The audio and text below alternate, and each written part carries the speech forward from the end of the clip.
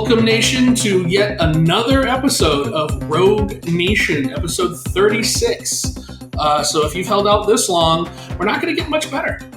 So I was just going to say, I'm like, damn, you sound surprised that we made it this far. But are you trying to say this episode is as good as Dash Rendar? No, I would never say that because I hate Dash Rendar. And his bullshit ship. No. We went. How many episodes did we go with the last show? We went like 50, right? Was it? I think we went past 50. Because it was over 2 years. Yeah, I think we went past 50 with the last one. And if you're wondering what that show is, you're gonna have to follow the clues because I'm not gonna tell you. Dash Rendar was better than that show. Yes, I'll go with that one. Or the one before that. Or the one before that. You guys have one before that too? Yeah, we had the comic book store one. Listen, we're old, okay? Wow. Well, I mean, no, we're not. I'm joking. We've been doing this now for 4 years. Jesus. 3 or 4 years. Wait, I think it's 4. 4, yeah. Look at that. Show's evolved. Yes. This week, we got Star Wars, we got TV shows, we got the end of Watchmen, we've got the latest episode of Mandalorian, we got some comics. I don't think we got any toys. Anybody got any toy talk? No. Just that Thanos I shared. Oh, that statue? That statue of Thanos? That shit look cool. That's Endgame Thanos? Oh, yeah. I remember that, yeah. Was it Endgame or Infinity War? Speaking of which... Infinity War. Damn it. Why did I say that? You want to talk about the DC figures? Yeah, we can talk about that. That was cool, too. The DC stuff coming out. Did I post that picture of Darkseid? Anybody see that picture of Darkseid on the throne? No. Yes. You saw that? Yeah. Okay. That giant Omega throne? It's a statue? It's a statue. And it's actually, I asked the guy, I was like, is this real or is this bullshit? And the guy's like, I'm making them. So he does his own statue. Okay. So I'm like, let me know. And he's like, you'll be one of the first, brother. Oh. So here, I'll post it on the Instagram. But I'm telling you now, if this is within my price range, I am buying this motherfucker. Fuck. You know? That looks great. This the is Omega and everything. Yeah, the Omega symbol. With the fucking mother box that he's holding on to. Yeah. I mean, it's almost an exact duplicate of the Thanos on throne. Not an exact duplicate. I can't say that. But it's pretty close. Yeah. But it's fucking Darkseid. I'm sorry. Any day of the week, Darkseid over Thanos. No For argument. me, anyway. No argument. I'm with you. I'm not arguing that. And then this was posted by an Alfie Bolanos. So I don't think he listens to our show, but if he listens to our show, dude, your shit's awesome, and I'm going to promote it. I think this is fucking amazing. Send Justin one. No, I don't need a free one. That's crazy. Discount would be nice, but I'm not asking for one.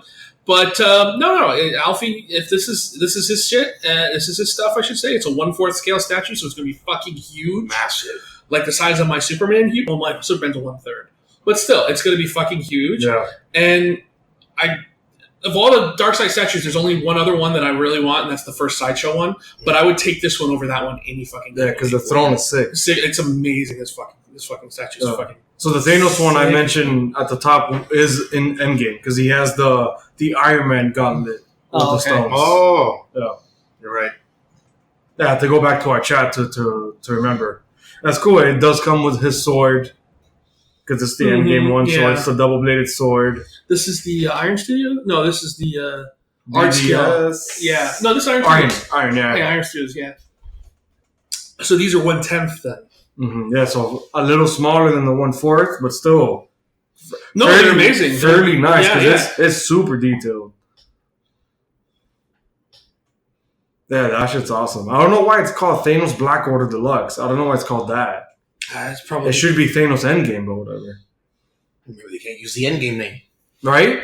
Yeah. It could be that. It could be like it's not licensed. Yeah, it's not licensed to be Endgame, but Black Order, you can go ahead and But still the imagery of Endgame, which is weird. Yeah. Names versus imagery. Did we intro who's here? Oh, no, I didn't even do that. Yeah, okay. Sorry about that. So, apparently, I told you, it's not going to get any better. So, this week, I got Kevin to the core. Yo. I got Shield Hunter Joe. What's up? Louder. What's up? Dash Rendar. Got Dash Rendar Joe. Dash Rendar Joe. I got Just George. And, of course, me, the big man, Justin. Now that you know who we all are, you should by now. So, I guess a little talk before we get into it. So, Kevin, are you no longer watching Mandalorian? Yeah, I'm still watching Mandalorian. Okay, because last week you said if they don't advance the story, you were going to drop the whole thing, and they didn't. Or at least entertain me. Oh, okay. And it did. I didn't remember the And see, he slid we'll get to it. We'll get to it. You know, that was homage, not, you know, pandering to fan service, but still entertaining. Dude, that episode was entertaining. Fuck yeah. Better than the Tatooine one. It was just funny. Well, we'll get to it. We'll get to it. Because I remember last week you said that, and I was just like, we'll see. Yeah. And when I saw the episode, I'm like, it advanced the story for me, but I don't know if it did for Kevin. And that was the first question I want to ask him. So you watch the show anymore? We also got some first reactions for Rise of the Resistance and the Star Wars. No, I'm talking about the movie. Oh, so Skywalker. Oh, did I say Rise of the Resistance? I'm sorry, Rise of Skywalker. Rise of Skywalker. My bad. Things are he wants to ride that ride real bad. Yeah. It's from what we're hearing, it's I wouldn't say mixed for me. I would say everybody's loving the shit out of it, but there is a lot of pandering, fan service for it. And depending on which side of the fence you fall on that, you're either going to be excited or not excited. So I'm choosing. I mean, I haven't seen it yet, so I would say let's just wait and see if we're going to be excited or not, and then we'll talk about it afterwards. That's really that's the only thought I want to bring up. Yeah, I mean, who knows? It might be pandering, but it might be pandering in a way that you're like, you know what? That was total fan service, but I dig it. Because there have been times where they do shit like that, and you're like, God, but I like the way they brought that up. That was really cool. Now, there's also other ways where they just throw shit in, and you're like, why did that even need to be there? Yeah. You know, so... Han Solo movie. And I'm not going to be... Well, I enjoyed the Han Solo movie, so... Me too. That was fun. I thought it was a fun movie. But that was a product. Yeah, that was a product. Talking about fan service, that was literally a checklist of fan service. Oh, yeah. I was like, we got the belt, Blaster, we got the blaster, we got them meeting Chewie, we got the Millennium Falcon, Lando, everything. It was like a checklist. No argument. Totally. But at the same time, any person that goes to see a movie called Solo, where it's not after the fact, but before... has got to expect it to be. Yeah, that's just what you're going. That's what you're signing up for. But yeah, for as far as like Rise of Skywalker goes, and what I was telling you guys off air is that everyone on Twitter, after a while of seeing so much reaction, I started like, okay, let me start looking for some positive ones, because it was like the whole morning, Justin, of like all of them were either bad or mixed. So your feed was straight bad and mixed? Yeah. You had to follow me, see, because I did the same thing, because you were like, I'm straight up Squidward right now when it comes to, reading your stuff about, and I was like, what was I reading? Because I read some good shit. So I started going through my feed like, maybe I missed some of it, and I'm reading, okay, there's some negative here, don't get me wrong, but there's a lot of positive in there too. So I felt better. I was like, all right, well, I'm, all right, maybe his feed is just geared towards the thing. No, for me, it is a lot of some film critics, some film pundits, and some a lot of podcasts with co-hosts and stuff like that. But the majority of it is they're all Star Wars fans. Mm-hmm. On top of like people from like Pastors and Parsecs, like MF5, John Campia. Then who was people on Jedi Council like Ken Knapsack. So a lot of people, even the fans, were like. It's mixed. They're like, it's going to be divisive. It depends on how you feel on Last Jedi, this and that. So I started really reading into like the context of what they meant. And a lot of it comes down to, and it's funny how it came down to essentially one tweet, I think, by Slash Filmcast Dave Chen, who he's really overcritical. But he tried to be as unbiased as possible in his Twitter and in his tweet. And I'm afraid I might be leaning more towards that. Where he said that it's a fan servicey mess where the whole movie becomes an unnecessary course correction to Last Jedi. And that's something since the title of Rise of Skywalker, when I saw it on the podcast, I was really afraid of. I did not want a whole 2 or 3 hour movie literally course correcting, unnecessarily so, because I liked Last Jedi, course correcting what the fans hated about that previous movie.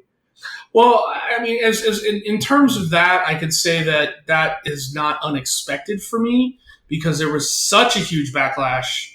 We were in the minority, I think, when it comes to really liking Last Jedi. Because I mean, aside from the Canto Bite stuff aside, you can't really... Anybody that comes to this table and tells me they like the Canto Bite scene is going to be taken apart with a scalpel, because I really got to know that. I got to meet the person that loves that scene.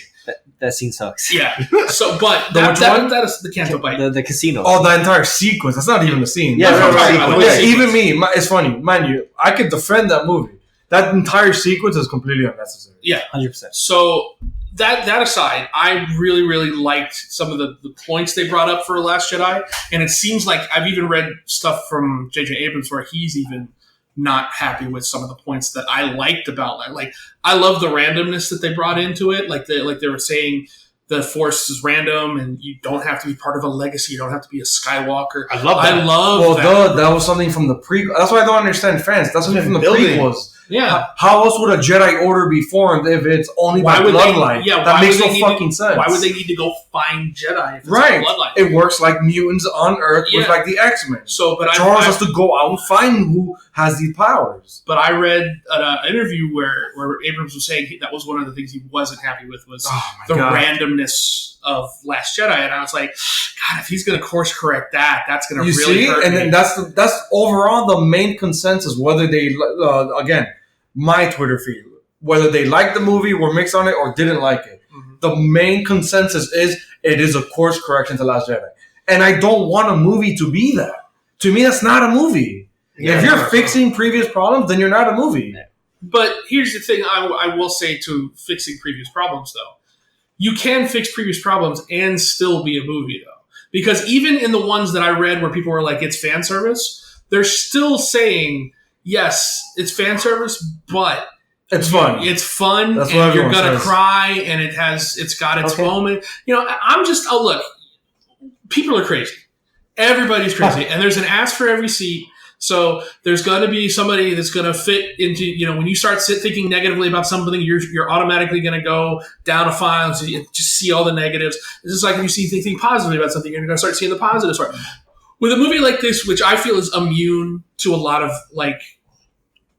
reviewing, like when you like a movie like this, when reviews start coming out, I don't even bother with them because it's all about personal opinion, and the guy could have had a bad sandwich before he went and saw Empire Strikes Back and went, fuck that movie. And then the whole rest of his life is based off of fuck that movie. Right, but that's kind of based off of film critic. I mean, I'm talking about people who are have dedicated Star Wars channels and shows. Yeah, but you got Star Wars fans are some of the most divisive, overly critical, and just not all together, because you can have 3 fans in the same room and they'll all have 3 different opinions. Yeah, exactly. There's 3 fans in this room that probably have 3 different opinions when it comes to exactly. 4 fans.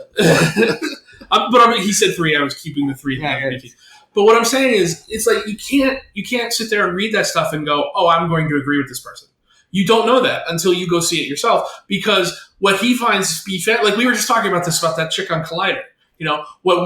What we think is fan service, what she thinks is fan service, we're sitting here going, no, you're fucking crazy. So what this person might think is fan service, you're going to go, I might go, I don't think I think that's natural. I feel that moves forward, but you might feel that that's fan service, or you might feel that's with a movie like this, it's hard because it's such part of our DNA that it's like, just let it come.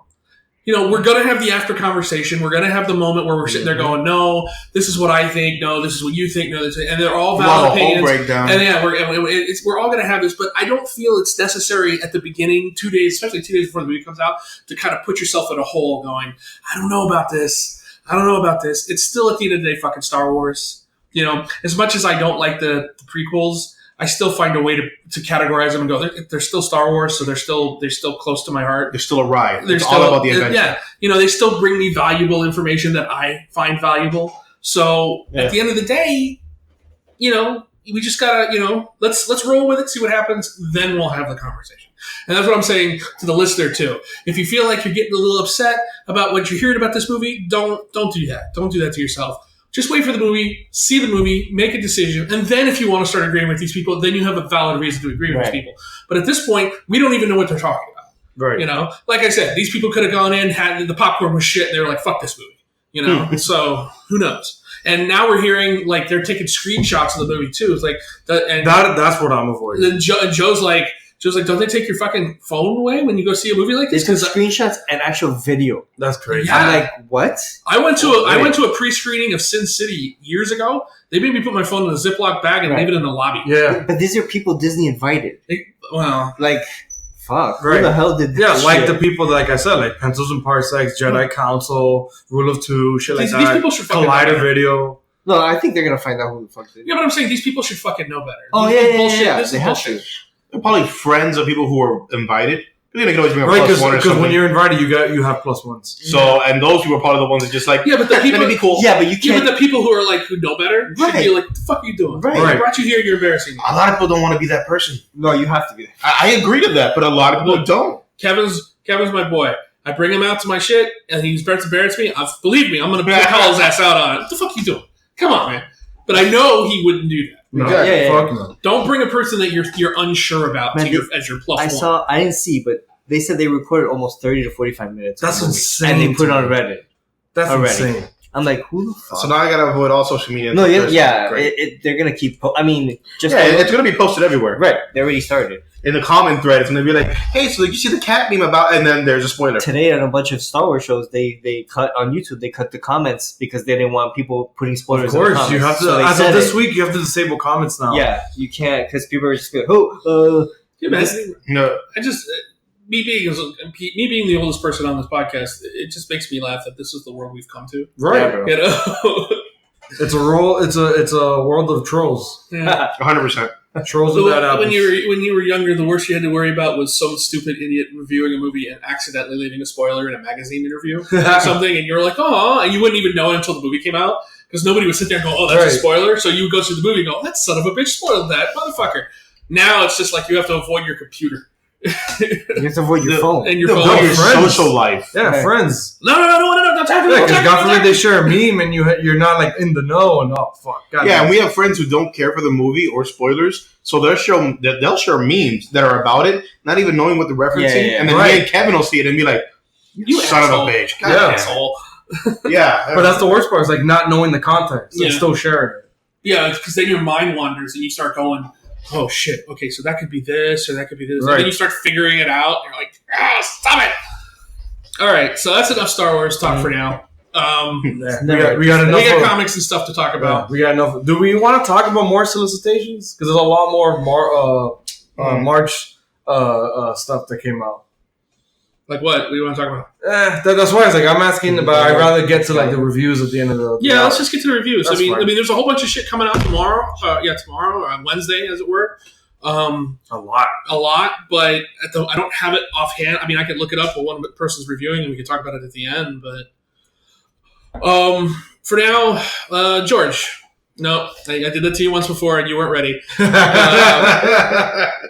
I'll go first because I can go first. Avengers 27, which I read and I really liked. It's the first issue. It's the Star Brand Reborn part 1, I should say. If you read the last Avengers issue, you got the origin of the Star Brand. We talked about it on the show, where the Star Brand is basically a if humans and stuff are an infection on Earth, the Star Brand is the cure.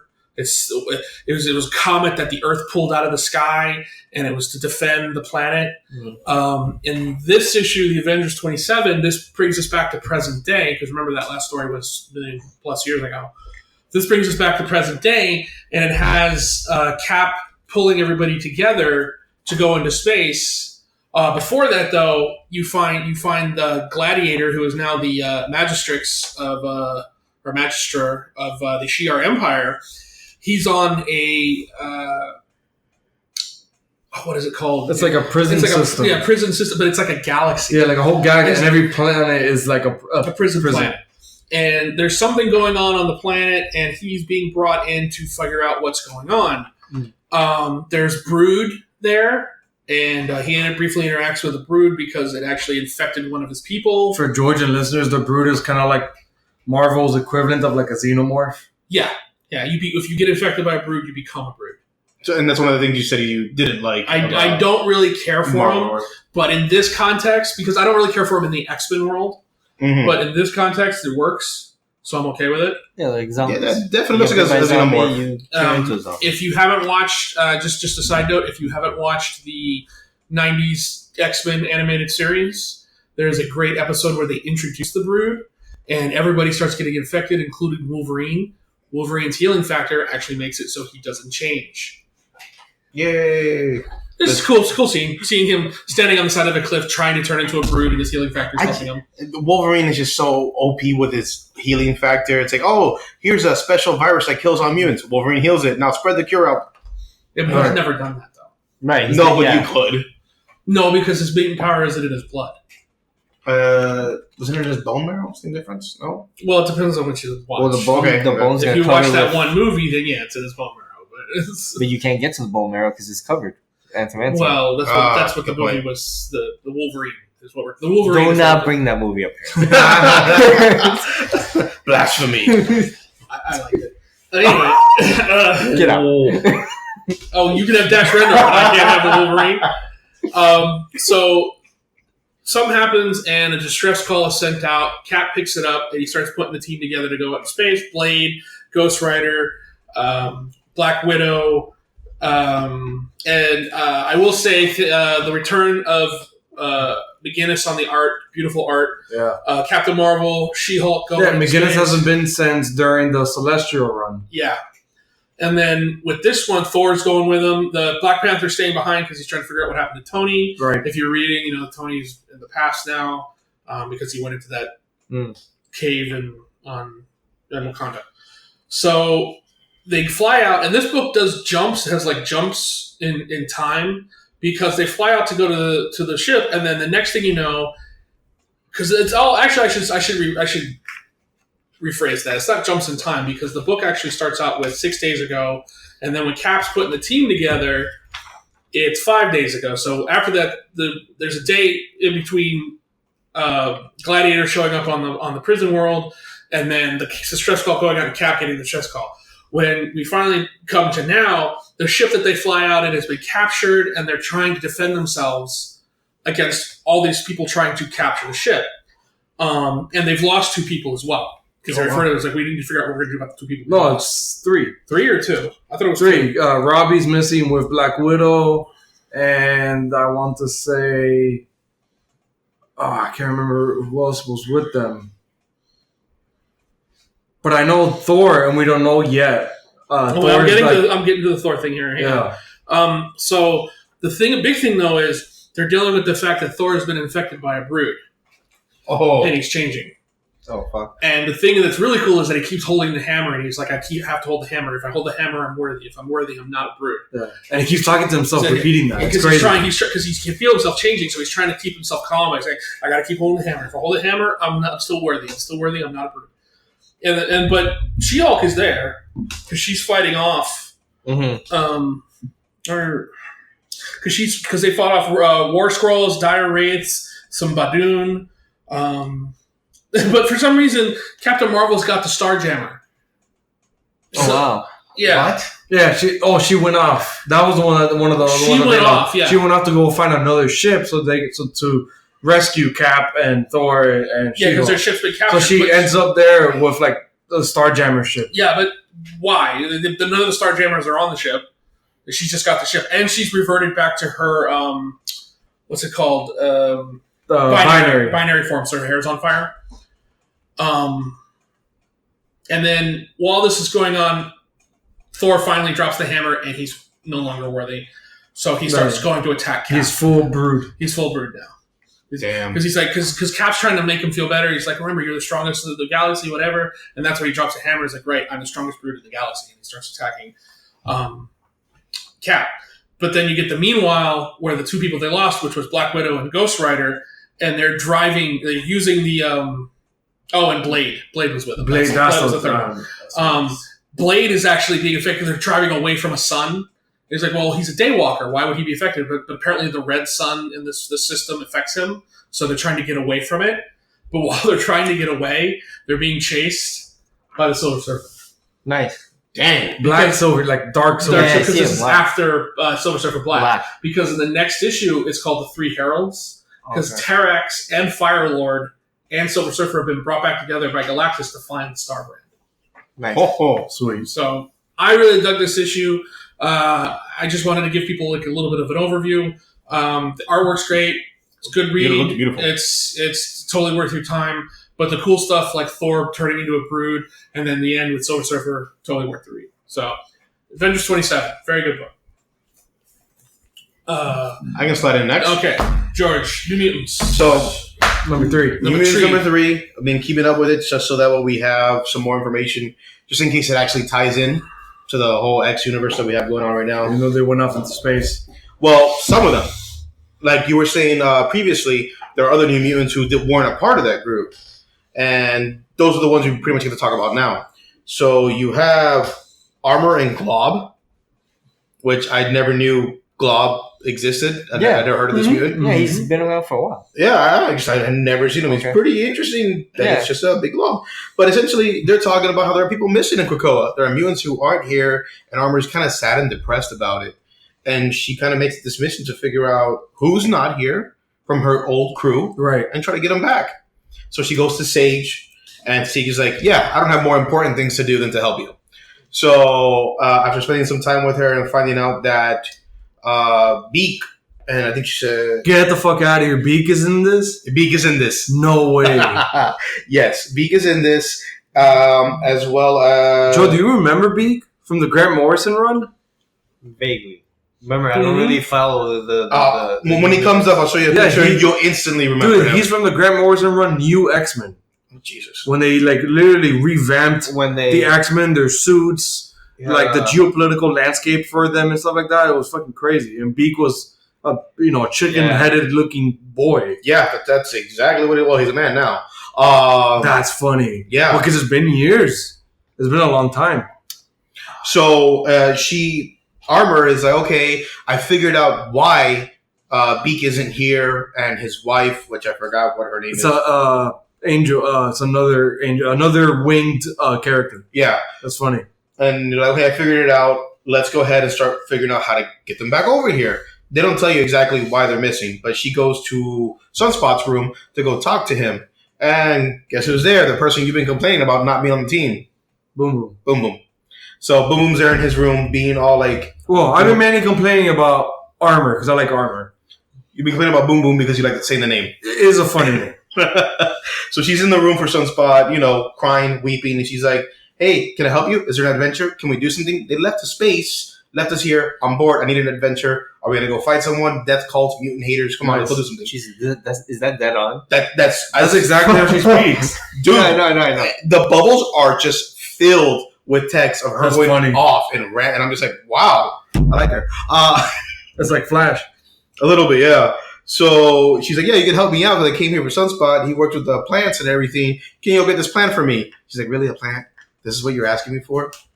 So essentially, then we get the little tidbit in one of my favorite, the excerpts on the side. Of course. About Monas morticium dementia, MMD. Just one of those diseases that, of course, the Krakoan plants can actually fix. Go figure. So they go to leave. 2 other mutants join them. The pale ones. The twins. The twins. Yeah, they're like, we can go with you. We can make your friends think that they've been here before. Is that the French and ones? Give them good memories and make them happy. Right, the French ones from the Ed Brisson. Extermination. Yeah. Extermination. Yes, extermination. Yeah, I think it's Mason and something. I don't recall that. I don't remember their names, so I remember they're twins. Yeah, the twins. And then they have French, telepathic memory messing with skills. Right. So they offer to go along and be like, we can make their memories different so they can come back with you. They're like, come along, but please don't do that. They have to be on their own accord. So they go, this is nice farm in Nebraska. And they're going over there. Well, look at Armor. Look how cool and weird Armor is. Armor's the most normal looking one out of the 4. Actually, wait, no, that's not Armor. That's Glob. Glob. Yeah. Armor's the Asian one. That's right. Yeah, Armor's a chick. Glob is the pink amalgamation. I forgot when she's in her armor is glowing pink. Right. Well, I think they did a little bit of a red color, but we'll show you now. So they meet up with them, and they have a brood of fucking kids. Dude, yeah. Because so many. When we left off with Beak and that, I can't remember, Salvatore, whatever the hell that black girl's name was. That's one of his kids? Yeah, all the little ones. At the end of the Grant Morrison run, they leave the academy, the school, because she's pregnant. Yeah, and she's like, and the last thing you hear about Beak is her telling Beak you're the father. Yeah, and I'm telling you cannot deny that because half the kids look like him. That's funny. So poor kids because he's ugly as shit. Hey, someone liked him. Oh, and Glob did mention that he likes Dazzler because they were dancing at one point, and he's like, New Mutant World. Yeah, Dazzler's not gonna come. Yeah. Who knows? It's a New Mutant World. But you have this whole exposition about Armor telling the kids how we knew each other. I knew your parents. We lived with them. All this other stuff. And then they finally go into the other room where Beak's mother and father is, and he's hooked up to every medical device known. Wow. Jesus. Yeah. And then Armor, I guess this is more of something just to show us how well those plants work. They're just using this as kind of like an exposition. The second she injects it into him, the dude's eyes glow green, and he's up. And the memory loss and everything that the dementia does to him starts to go away. And they're like, yeah, within a month of some recovery work, he'll gain back all his motor functions and be able to function again like normal. Nice. Yeah, and if the excerpt tells you, 6 months, they lose all their cognitive functions, and within a year, 100% death mortality rate. So the fact that this brings them back in a matter of seconds shows you the strength of the cocoa plants. But of course, we have to have some real conflict. So even though they have all that moment, and then we get another breakdown of the habitats, the Academos habitat. If I'm pronouncing that wrong, someone tell me. Anyone? No? Academos. I mean, yeah. I mean, we're literally just like majority of us are Hispanic, so that's how we would pronounce that. Academos. Take it. So the sextant is the nickname for it, and it's essentially all the houses for the kids and the younger mutants on the Krakoan island. I guess the ones without parents. If their parents would have a place either way, but they give you the breakdown of like the Delta house is the Generation X house, the Zeta house is the new X-Men, the Beta house is the Frost Army, the Pod is the 5, the Life-Death area is the Communal. The 5 makes sense. They would probably grow a bond and they would want to stay together. Yeah, that makes perfect sense. Then you have the Sigma house, which is the Jean Grey school, the Omega house, which is redacted. It doesn't say who's in there. And the Omega house? Yeah.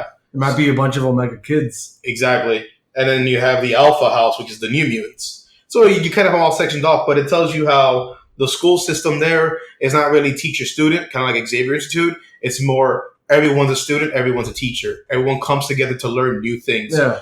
Powers, abilities, everything. What is that word? Commutative? A commutative learning experience. Exactly. So he just has everyone together like that. I thought it was a little interesting of a tidbit. But jumping back into the story, of course, we have to have some mutant haters come along and grab all the kids who are playing in the yard with, some of the twin mutants. They look like Reavers. They look really weird. But essentially, Armor's up. She's ready to go into the fight. She's headstrong as fuck. She didn't even bother to talk to them, to worry for the kids who have guns pointed to their head. She just armored up and went in. And then one of the dudes... She wasn't like that before. Yeah, well, that's how they do it right now. One of the guys, the humans, pulls out a rocket launcher, shoots it at her, and he's like, power dampener. Boom, depowers her, and he's like, yeah, you'll be down for like a few hours. Let's negotiate for what I want. And I'm assuming this is humans trying to come for the drugs that they couldn't get for. Because they mentioned like, oh yeah, we couldn't get the drugs from you Makes guys. Sense. Which I wonder, why aren't they just going to the black market? Right. But whatever. And that's pretty much how it ends. Not a whole lot of meat on this one. Uneventful, but if you're like me, that you knew that deep cut about Beak and stuff, that, which is kind of cool. They give you, and then they explain the housing system, where the mutants are, how everyone's feeling, and then they show you how the drugs work. So, you get a little bit of information, but it's very, very light. I'm going to keep reading it, see what happens, see if we jump back to the mutants in space. No, Joe or me? You. Fight for it. Fight? Yeah, hey, to death. What? That's even worse. Jeez. No, so I'll continue my Annihilation Scourge. I've read Alpha. Then I talked about Nova and oh my god, and the Fantastic Four one. Mm. So then now this middle part now just before Omega, which is tomorrow, it's the ending, is Beta Ray Bill and Silver Surfer. I'm not gonna go play by play like George and Justin did. But I want to start with the Beta Ray Bill. He's off on an adventure with Lockjaw and then finds a planet that worship him and build statues and give him meat and women and food and drink for days on end. It's just like a nonstop festival. And they're like, okay, I'm kind of tired. Let's, Lockjaw, let's get the fuck out of here. And the people like make it like a ruse. They fake like a bad guy for him to fight. And they're like, look, I know what's going on. And they're like, oh, we're sorry. Like, we know you're bored and you're going to leave. And then the thing that you've been seeing in the entire Annihilation Scourge show, the rift shows up above this planet. And then Cancerverse army comes out, but with Annihilus's armies that he left behind. So they all come crawling, coming down, and Beta Ray Bill goes to fight off. He's talking to some of the soldiers as he's fighting the Cancerverse, and he's like, "Oh, I know what this is the Cancerverse. I fought you guys once because he was in the Thanos Imperative event." He's like, "Whoa, who is this one that's leading you guys that you talk about with fear?" It's like, it's Sentry. And then when he confronts Sentry, he's like, "I know you. We're actually friends. What does this abomination, become of you?" They're like, "Nope, this is me." And I was like, even reading that, I was like, and I knew this, but the way he still explains it, of like, it's Bob Reynolds, like it's him, no matter what, it's him. I'm like, bro, this is fucking crazy that like it's not a Cancerverse version of him, it's just him. And I think to Justin's point, I think it was this one and this one where he offered. Oh no, it's not in here. It's in the Silver Surfer one. So I'll get to you, Justin, now. So Beta Ray Bill fights Sentry, loses. But then what I love is that he sees that like the rift is closing behind the Cancerverse army, engaging in battle with the Annihilus's army. So he's like, I see an out, and he's like talking to Lockjaw as he's losing this battle with Sentry. He goes, "There's only one way I can do that because I know I can't win. I can't defeat the Sentry. He's so much stronger than me." So he sucker punches him like in the gut, and then he throws his Stormbreaker back at the gut, but then sending him back through the rift. Nice. Losing Stormbreaker. So it depowers Beta Ray Bill. So then he looks again like a Corbinite? Corbite. So then you see him without the, stout, like the horse-looking face. He looks like this, like, Gumby-looking, like, round head. And he's like, "Oh, what am I supposed to do now?" And Lockjaw just, like, barking, and only he understands Lockjaw. And he's like, "You're right, my faithful companion. We go in there ourselves, and I'll get my hammer back." That's it. That's the ending of the Beta Ray Bill one. I love Beta Ray Bill. And I'm like, cool. That's funny. But then Annihilation Scourge Silver Surfer, that's why I told all of you guys, specifically Justin, to read it. It's a direct sequel to Silver Surfer Black. It's him after being dispersed throughout the universe in the beginning of time, where he started recollecting himself towards the end of time, which is present day. He's finally reassembled himself. But he's, oh my God, what's that word? He's intangible. Oh. Yeah, so he's like a phantom. Like, objects go through him. Yeah. But he still has his power cosmic. So he can, like, still emit power, but it kind of drains him a bit. But he could literally just float through stuff. So he's literally just, like, floating through space. And it's really eerie. I've seen a Dark Silver Surfer on the board, and he's just going through objects and, like, meteorites and ships and stuff like that. And then as he's going through stuff, he sees the desolation of a random army from the negative zone that just fell from one of the rifts. And he's like, what is this? He saves one by bonding with her. That she's still alive, but just barely. And then her pod is falling towards like a sun. Mm. So he's like, hey, like release. And like, I can't grab your suit. I need you to wake up so you could release it. Like, I guess open like a parachute in space. Logic, whatever. Jetpack? I guess. So he merges in her. He goes in her, and he makes himself tangible with her. And so then, he's dead man now. Something like that. But all he could do is like only move like motor functions. That's all he could control. Yeah. It's still her, but he can only control like motor functions. Since she's passed out, he could revive like motor functions to like do the thing, and then he jump back out. Mm. And then she wakes up. He's like, "Oh, thank you." And then he literally between that dialogue, we get caught up to everything that's happened, which I've already explained of what's going on with Annihilation Scourge, with the Sentry leading the Cancerverse, attacking the negative zone, and they only died there. That's why the battle has to be there. But the negative zone is literally on fire. So everyone in the negative zone is leaving there through the rifts to the positive verse, as they call the main universe. So he's like, I need to see this for myself. So then he goes through the rift. Since he's intangible, he survives the travel, the reverse order of going from positive to the negative zone. When he gets there, he says there's literally like the universe itself, like fabric, like space-time fabric is on fire. And like you see the crazy tentacles of the Cancerverse or whatever, and it's just like, it's pure desolation. And then he sees like what he recognizes of like Captain Marvel and like other Avengers. So he goes to them to talk to them. He's like, oh, friends, allies, whatever. You know, we need to help in this cause or whatever. And they turn around and it's, you know, the Cancerverse versions of them. So they try to fight him and nothing works because he's intangible. But he can still emit the cosmic ray, the power cosmic. So he can still attack. But then when the Cancerverse's Captain Marvel goes binary and uses her power, he gets hurt. Oh. Yeah, so he's intangible to solid objects, but not to energy blasts of some kind of cosmic power. So like Captain Marvel's power is cosmic based. Mm-hmm. So he could get hurt and whatnot. So he's literally on a chase as other Revengers. That's what they're called. I think it's photon blast. That's what when she emits the blast from her fist is photon blast. Yeah. But her essence is just light. Right. It's cosmic. It's cosmic rays.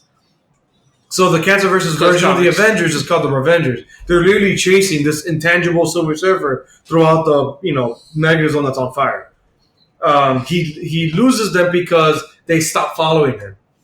And I love in his like monologue, like his internal monologue, he's like, they let me get here, but it's as if they don't want to be reminded of what's out here.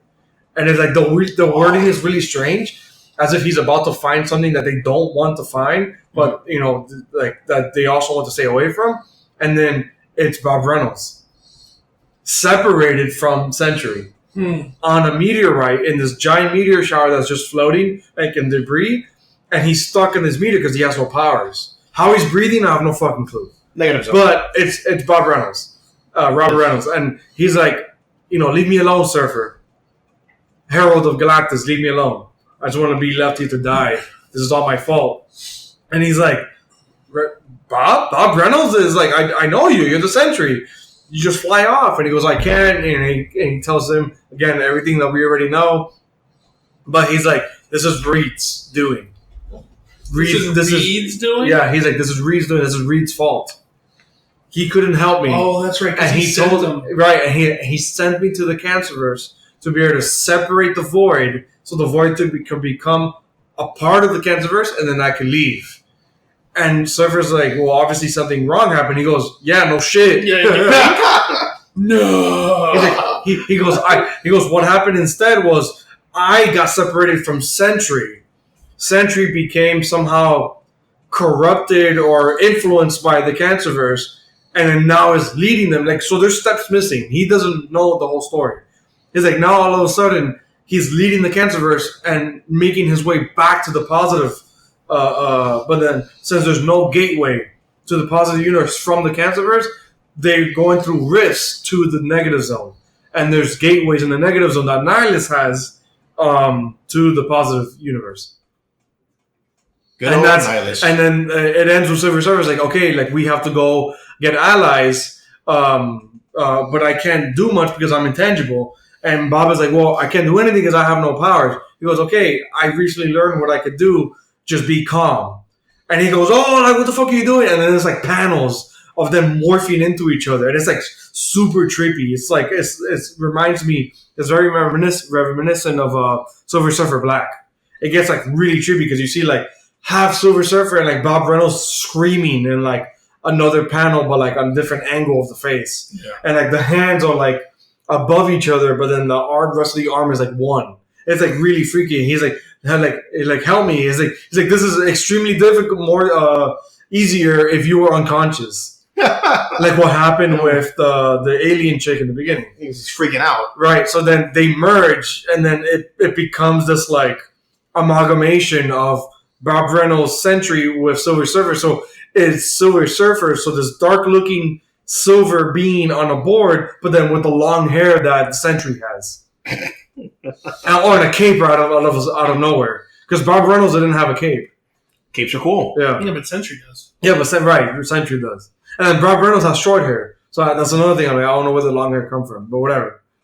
So it's cool. And then he's riding out back to the positive universe to gather allies to fight. So do we call this the Bob Surfer? That's stupid. Wow. That's stupid? The Silver Sentry? Yeah, but there's already a Silver Sentry. Hey. Really? Huh. Yeah. Dude, so I'm loving this Annihilation Scourge event. It's been a mini event, but it's been so fucking interesting and super eventful. Yeah, because they've released 2 issues a day. I mean, every weekend. Yeah, that's a lot. Because the alpha was like 40 pages, like 38 pages, and then Fantastic Four and Nova 2 weeks ago. Last week was Beta Rebel Silver Surfer, and then now tomorrow is Omega. It's already the conclusion. And Omega's probably going to be a huge 40-some-odd page book. I'm assuming, just like what happened with Thanos Imperative and all the other Annihilations, I think the fallout will give like dire consequences to the Marvel Cosmic Universe. Change some stuff up. Right, because I think a big fan theory. I think it might lead to again a reemergence of like the Nova Corps, or Richard Rider just finally being like, no more Nova Corps because they keep fucking dying out, and he's just gonna become the Nova Prime. Just have the one, right? Yeah, because right now in this story, it's very reminiscent of the Annihilation Conquest, where he's the reluctant hero, which is cool. That's where I fell in love with Richard Rider. Well, right now he's the PTSD hero. Yeah, to me, it's really cool. Yeah, that's deep. But yeah, that's Annihilation Scourge, Beta Rebel, and Silver Surfer. I can't wait for Omega tomorrow, and then talk about it next week. Now, before we get into the last thing, Joe, you're going to talk about. Are you going to talk about Go-Go, or are you just going to talk about Excalibur? Whichever one, up to you. Okay, I read a thing today that apparently Lord Draken's coming back. Yes. Well, they're fearing that he's going to come back. Well, no, there was actually a thing saying that Draken's coming back for another event. Yes, after Necessary Evil. Okay. Because it's going to get boring again, just like after Shadow. God damn it, man. Dragon's but I don't think so because the Omega Rangers is going to keep it interesting. Yeah. I already saw like tomorrow's solicitation, like the comics for tomorrow. Is Mighty Morphin? The Omegas are on the cover. Is Mighty Morphin tomorrow? Has to be. Yeah. You want me to go into Go-Go? No, it's up to you. I wanted to bring that up because I wasn't sure if that was a known thing or not. And even though my like of Power Rangers is minuscule at best, I watched it when I was a kid, but I really, I'm not reading the book or anything like that. The Lord Drakon stuff was really cool. Yeah, it's amazing. To me, that alternate timeline is incredible. So that should have been its own series. The problem with that is no one remembers Lord Drakon. Right. Only Jason does. So that's what Morphin Master is trying to prevent, is from him happening again. Okay. So while Tommy, this whole book is fanfare for Tommy. Because Tommy's best. He's going after the white power. So they send him. Zordon sends him to the island of White Tiger, which remember in the show, didn't they make? From what I recall, they made him. Zordon and Alpha went to. They constructed him, yeah. Right. So, but no, here they retcon that by saying no. They sent him to an island of White Tiger, and literally he had to go through some trials to get the power coin. Well, that makes sense. So I'm like, okay, whatever, fine, I don't care. But he gets led there by a white tiger and a white falcon. I'm like, okay, guys, make up your mind. Remember, the Power Rangers movie was the White Falcon, right? But he was tiger first, and the coin is tiger. And then the white slug hands him the coin. Oh my god, the white slug! I like that. Okay. And the white frog leads him back out. It's basically that. The whole book is just him going through these trials to get the coin. He finally gets to the top, to the temple. It's a white tiger temple. That's weird because I thought Go-Go was following the Rangers before Tommy. Correct. That's remember, weird. No, but they caught up. Right now, really? it's there because it's where Jason asks the Morphin Master, "I will lead your team, but I need Tommy to get his powers back, and then I'll leave." So Jason is technically right now still the Red Power Ranger. He's not the Zeo. He's not the Zeo. He's not his Omega Ranger yet. Okay. That's Go-Go. Right. But it's leading because here when Tommy gets his powers, Jason's already been in talks to leave. So it's showing the starting of Trini and Zack saying, "What the hell's wrong with you? Why are you talking to this Blue Ranger guy? It's not Billy." He's like, "No, look, I'm gonna bring you guys in. I'm working with him to form my own team." Like, what team? You're on this team. They're like, "No, I'm leaving, and you're coming with me." Because Zordon's disappeared. Zordon's gone. It just makes me think of like X-Force for the X-Men. Yeah, that's why I said. Remember, that's how I prefaced this. It's so Power Rangers Power But Force? in the beginning, it was I prefaced this as Zordon's X-Force team. No, it's Morphin Masters. Okay. Because he's the one leading this, not Zordon. You're gonna find out that Morphing Master is an older Zordon. Right.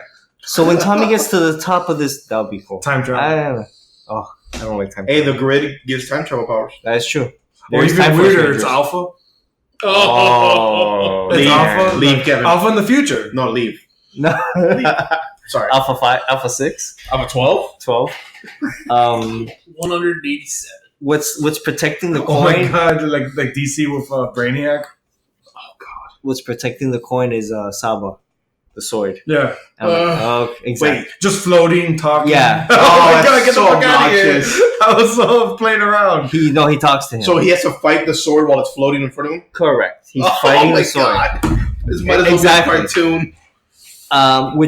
It's crazy that Zordon doesn't know about Lord Dragon, but Saba does. Saba's like, I don't want to grant you this power because you, in another universe, you turn into this evil guy that Who the fuck is Saba? He knows this.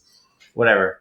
So Saba's like, I don't want to give you this power because I don't want the future to happen again. Where's my? So he fights this floating sword again. He's fighting this floating sword, and then eventually he wins. And Saba's like, okay. Oh, he wins against the floating sword? Go figure. He was getting his ass whooped in the beginning. And I'm like, of course Tommy's getting his ass whooped. He sucks. But anyway. God damn it. The sword beats him up, and then he finally beats him. And the way he said that, the sword beats him up. The sword beats him. Do you have it? The sword does beat him up. Headbutts him. He stabs him in the ribs. They go at it. They go at it for a while. I'm like, this is horrible. It's interesting that Saba even knows that because if I'm not wrong, in Shattered Grid, when the sword came out and Jason was going to take on the White Ranger power to fight back, Dracon just rips off Saba's head. Correct. And just moves on with life. Right. But remember, that's another Saba in a different universe. Oh my god. Are you saying that this AI of Saba is all interconnected somehow to the Morphing Grid? Saba says to him, in another universe, you turn out bad. You gain the white powers, but you're bad. So it's a Saba network. That's like Skynet. Correct. Sabanet. The Sabanet. Title. The Sabanet. I hope this Shared Sabanet universe? Yeah. I'm getting too complicated. No, yeah. I hope we say something better. So this mystic white tiger shows up and wraps around him, and there you go. He's the... Oh, it wraps around him? Yeah, it gives him a hug? It glows. No, it like a ghost or whatever. It's spirit thingy, whatever. Who's writing? And I'm like, this is horrible. Right now, man? I hate White Ranger. No, but this is Go-Go. Okay, who's writing Go-Go? This is not great. I think it's not the same as Mighty Morphin. No, it's 17. No, I know it's not. But I'm like, is this over yet? And then finally, they're like, it ends with Jason telling Trini and Zach, come with me. We're going to go with this guy, and we're out of here. Come with me if you want to. And we're going to build our own team. It's Boom Studios, right? Yeah, it's Boom. Yeah, it's Boom. But I'm just so curious of who the hell's writing. And my question is how does Zordon not know about Lord Dragon, but this fucking sword does? Maybe he does, and he's just not saying anything. I think it is the same guy, Ryan Pryor. That it is, yeah. Same guy. Oh, wait, he's writing Mighty Morphin and Go-Go? Yeah. Oh. Why not? Fuck it. Yeah, I guess. He's not paying too much attention to Go-Go. Well, I mean, it makes it so that the information stays together. So that way there's no hiccups. I mean, at least that way he literally creates his own chronological timeline. Exactly. I forgot Saba did create a illusion of Lord Zed, and he did fight Lord Zed for a little bit, but it wasn't the real Lord Zed. Because Lord Zed was trying to basically Darth Vader Luke into join me, take your white powers and join me, and let's conquer the universe together. And I was like, this is horrible.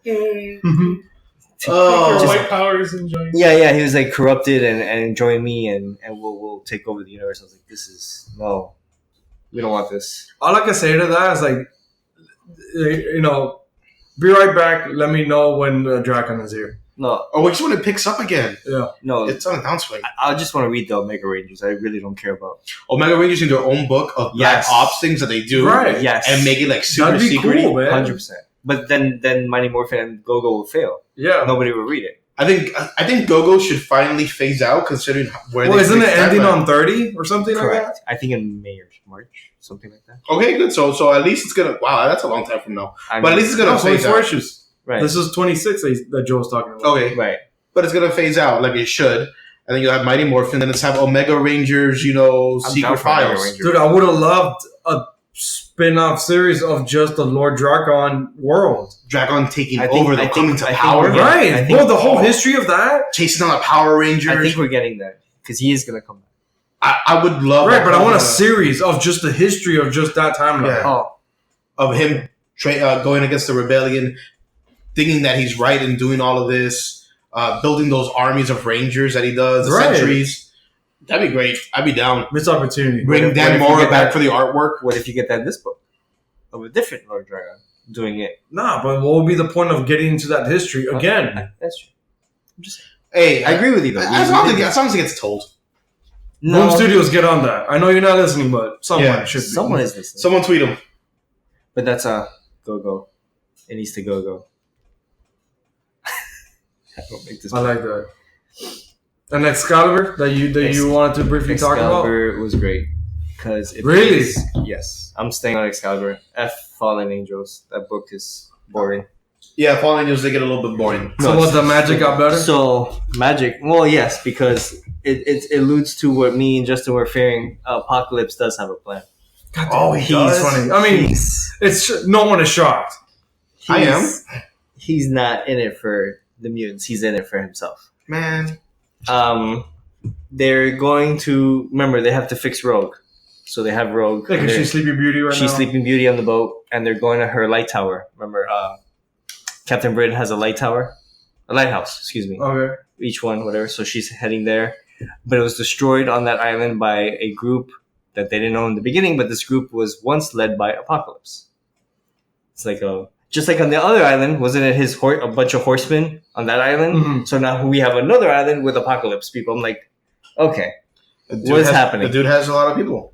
So they've been on that island. They've been fighting another group of people who are loyal to Captain Britain, and they're saying your lighthouse was destroyed because Apocalypse's people destroyed it. We have to rebuild it. So with the power of Kate Bishop and them, they rebuild it, and then Rogue is on the top of the lighthouse. Wait, Kate Bishop, no. Kate. Captain Britain. Cat. Sorry. Wait, who are you talking about? Yeah, I'm confused. Captain Britain. Braddock. Right. Sure. No, her. Betsy Braddock. Betsy Braddock. Yeah, sorry, not Kate. Like Marauders? Yeah, no, not Kate. Yeah, sorry. I don't know. I was like Braddock. I was like, wait, what was the first name? Yeah, Betsy Braddock. Betsy. Rogue is used as the light of the lighthouse. So she's at the top of the lighthouse, giving out light for Captain Captain Britain. Wow, what a weird Disney princess. Well, all the while, Morgan Le Fay is in Camelot, and she's been... Right, but she's been trying to stop Kokora's portals from reaching other worlds, like hers. She doesn't want the portals to leave Earth. She doesn't want portals opening up in other galaxies, other planets. But that's what Xavier, Magneto, and everybody wants. They want mutants, everyone to come back. But she's been secretly stopping those portals from entering her world or any other world. So it ends with Apocalypse coming in, and Apocalypse tells them, "Look, guys, to Gambit and to Jubilee, I'll help you because these are my people. I'll kill them for you." And he comes in and he eradicates everybody by himself. Jesus. All his people, all the bad people. But he's secretly doing it for other plans. It ends with him taking the original Captain Britain from Camelot. Oh, so the dude the one that turned? Right. Her brother. Right. Her brother has been held in Camelot by Morgan, but he took him to use him for himself. Okay. That's how it ends. He's not even a mutant. His powers are magical. Right, but he took him. Because he sends Betsy and them to Camelot, but he already took them. Well, at least Betsy, she's got the powers of Captain Britain. She's magical, but she's also a mutant. So she's correct. That's a pretty OP. That's a pretty OP Captain Britain. Okay, so what's the big book of the week, which I will agree, is X-Force number 3. Read this afternoon. I really enjoyed it. Fuck yeah. I'm loving X-Men. X-Force. X-Force is quickly becoming... It's okay, you can love X-Men. So in this book, we deal with more of the fallout of Xavier being killed, and then with transposed by Wolverine freeing Domino from the cage she was in. Yeah. Apparently, it has been revealed that the people they are dealing with are Reavers. I don't remember reading that until I read like an article about the last issue. The people that took Domino? No, the ones that not the people that took Domino, the people that attacked. Oh, they're basically a more advanced version of Reavers. Wow. Mm-hmm. Okay. So that's what it was said in the article. But it's not. I don't remember the book confirming that they are Reavers. I thought that it was like that they thought they were Reavers. The article I was reading, and I can't tell you where I read it because I read it in passing. Was saying, "Oh no, they're Reavers," and it's like, "Oh, all right, that makes sense." But anyway, that's not. Yeah. Well, they save Domino. They pull her out of the cage. They save her. They're trying to get away because then like a giant Attack on Titan looking fucker. Yeah, that's what I thought. I was like, what the fuck is this shit? It comes out and starts attacking both Kid Omega and Wolverine as they're trying to leave. Kid Omega still can't use his powers, and then Domino pulls Wolverine aside and says, "I got an inhibitor around my neck," and then Wolverine smashes the inhibitor, and then Kid Omega gets his powers back. So then he destroys. And he's finally useful. Yeah, he's finally useful. Besides just talking shit. Yeah, so that is transposed with people meeting in all the major squares. Like, she's pretty fucked up too. Yeah. So half her skin is grafted off. Yeah, and she's missing an eye. So. Crazy. All these reporters are meeting in all these in front of Krakoa gateways, excuse me, and they want to know an answer because they've heard the rumors that Xavier's dead. And Magneto shows up. Before he does, he's talking to Black Tom, and Black Tom's telling him that all these people are trying to, want to know what's going on. And Magneto's like, "Well, what would you do?" And Black Tom was like, "Well, I would send some plants through the gates, and I would kill all of them because but." You better go do something about that because I'm sure that's not the way you want to do it. So you better do something before I do. So Magneto goes and he's about to kind of tell him, look, this is what's happening. Yeah, I got to talk about that too. This is what's happening. And then just before he's about to reveal what's going on, Xavier steps through one of the portals and he's alive again. Yeah, because just before that, Beast and Jean had revived the husk and filled the... And we're able to activate the Cerebro and everything. Then there's another part where... You've got the one surviving member. We're going to call him Reaver. I'm going to call him Reavers for right now just because it's easier. Enhanced Reavers? And Enhanced Reavers. Assassins? Okay, Assassins. You got the one assassin left who was alive but was really fucked up by Wolverine. And I guess it's Sage and Healer are trying to bring him back so they could question him. Mm-hmm. And then in the middle of all that, it looks like Krakoa shows up. And because, look, he looks like part of the tree. Maybe. No. See, look, that's part of the tree. The assassin's here. Oh, I read that as that was what was over. That's blocking him. So somebody shows up and basically kills the last assassin. Okay, and then they tell you about the fifth assassin. They don't show you; they just tell you about it. Which that's the one that's kind of irking me. I don't like that because they do it again later in the book too. But they basically tell you that there was nothing they could pull from it because all of them destroyed. They blew up. Yeah. And there was nothing left. All their bones and stuff became shrapnel. Right, and it almost fucked up Healer. Yeah. No, it killed Healer, didn't it? No, it messed him up pretty badly, but he's still alive. I could have. Oh no! Yeah, you're right. He did die, and they were going to have to bring it back. They fast tracked him to the rebirth system. The resurrection process. And then, there's a really great conversation between Jean and Beast where they're talking about if we no longer fear death, are we less than? Well, not human, but no. It's how are we going to act? Yeah, if we don't fear death anymore. And then Jean tells him, "Is like you don't need to fear it. You just because I've died more times than anybody else there is, and I'm a better person for it. Yeah. So you don't need to fear it. You just need to be. You become more when we don't fear it anymore. Yeah, because we start worrying about us rather than me. We start becoming less selfish and more. Which is essentially their goal as a community. They're a race. They're a mutant kind. So, Kid Omega is able to use his powers to kind of give her back her sight and be able to basically heal her up for the ride home. And just mitigate the pain. Yeah. Turn pain off. But he can't turn it off, right? Because her memories are all screwed up. Yeah. And she even says, she's like, I can't remember. I remember I go to infiltrate and I met a guy. He's got a peacock tattoo, but I don't know what happened after. Yeah, she says it feels like my brain was in a blender. Yeah. Kid Omega's like, even though I can take away your pain, I can't see anything inside your head. It's like I'm living it every single moment. At this point, I thought Wolverine was going to be like, all right, and put her down because of the resurrection protocol. So I thought, well, you're too fucked up to keep going, so we'll just put you down and then we'll bring it up. She hasn't had a recent backup. I remembered that when I was thinking that. I was like, they need Xavier back to put a backup in, and then they can get the memories. Yeah, but I mean, just get her back, give her to healer. Yeah, true.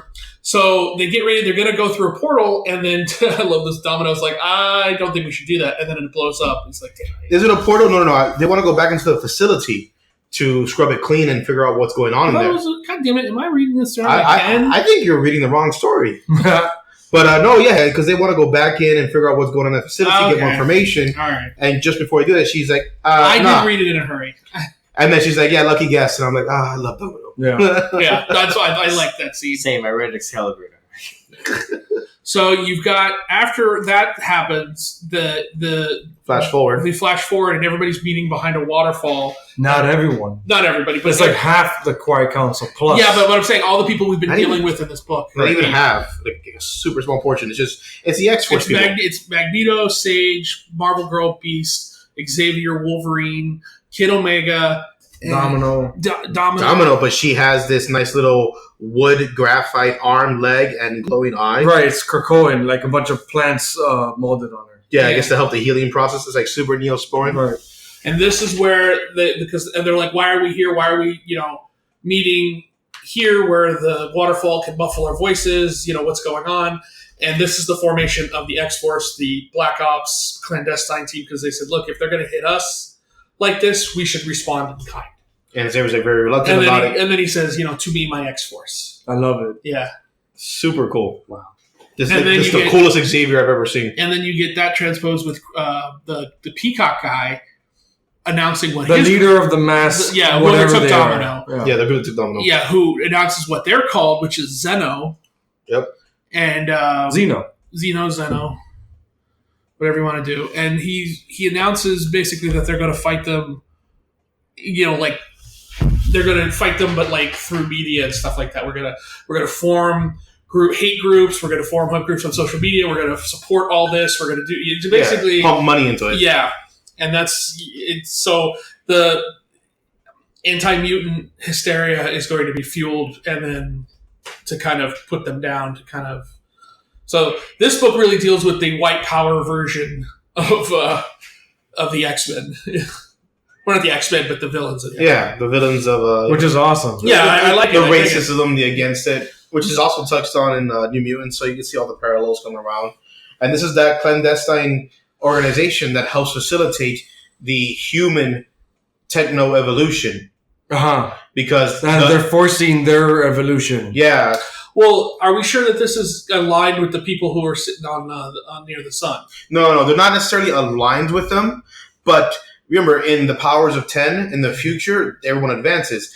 I feel like it's all these different organizations, whether it's from They come to the same conclusion? And they all come together eventually. Okay. So you have like the one in X-Force, which are these assassins. You have the one in... so I get what you're saying. So this is all kind of leading in the same direction. Yes. Yeah, I got you. All the villains are going to, leading to the same evolution of human technology coming forward. Well, even that would stand to reason that they are Reavers then. Because the Reavers were the first ones to combine, metal or robotic and human technology. Well, the Peacock dude was saying how Xavier made sure to defund and destroy all these organizations that were against him.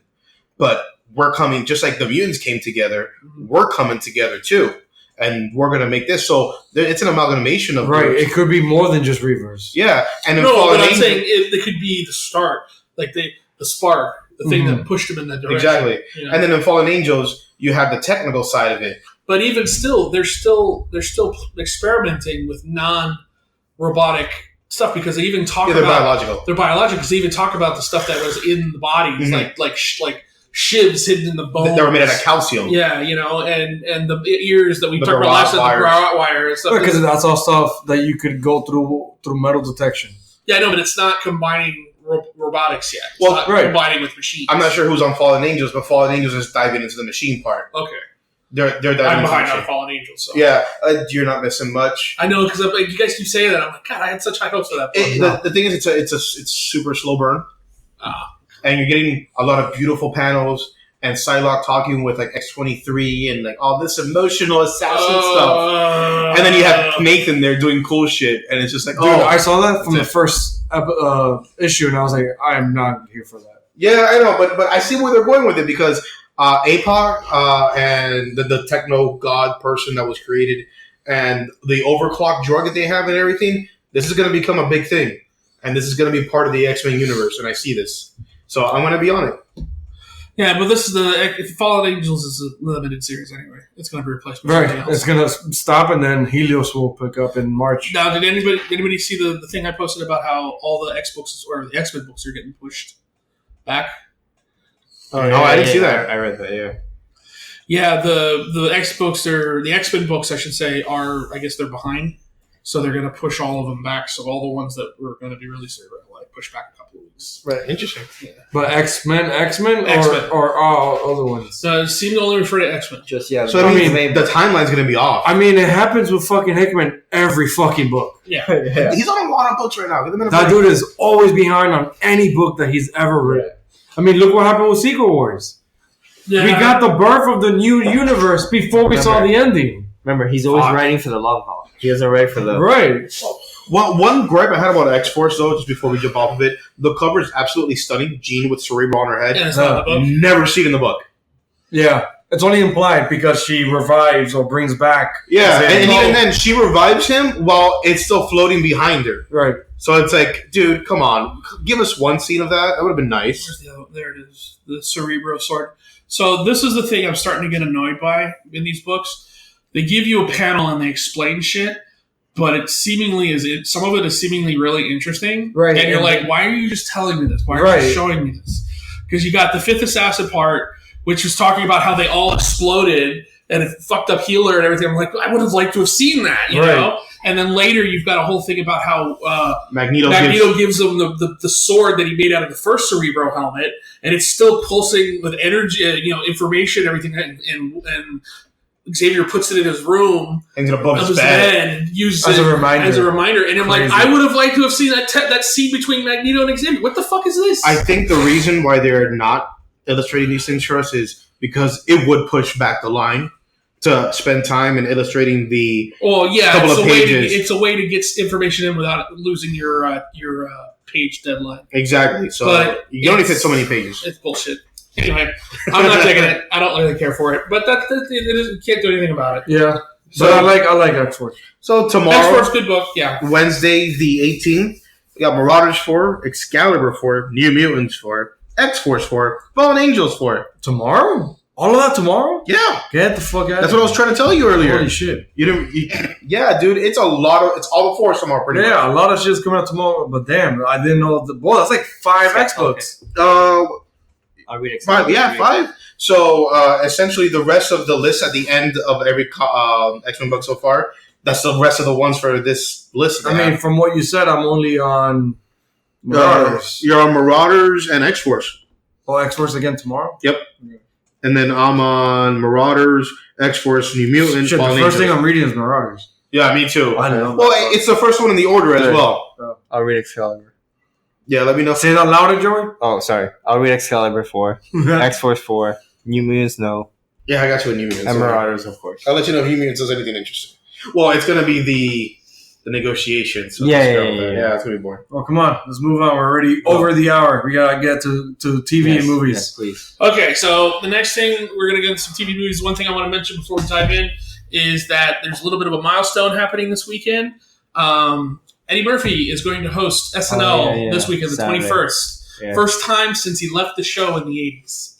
Has not been back, except for the reunion they did a couple of years ago, and he didn't do anything. He didn't do any sketches. He just came out and spoke, and that was it.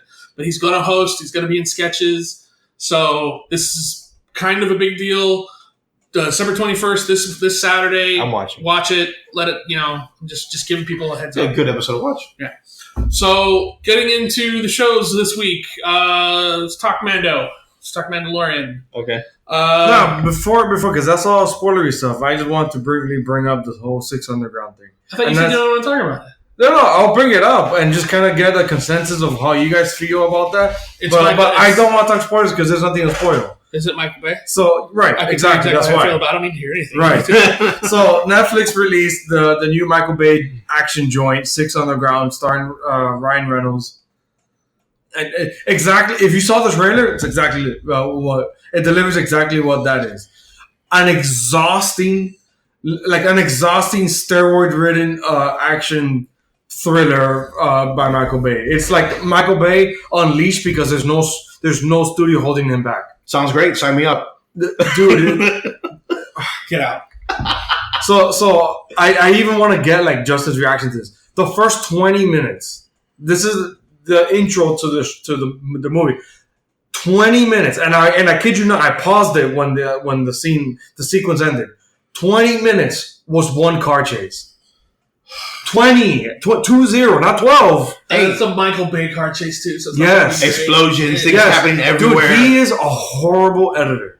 It is all this crazy, kinetic, frantic zooming in and out and coming around and close-ups and then wide shots.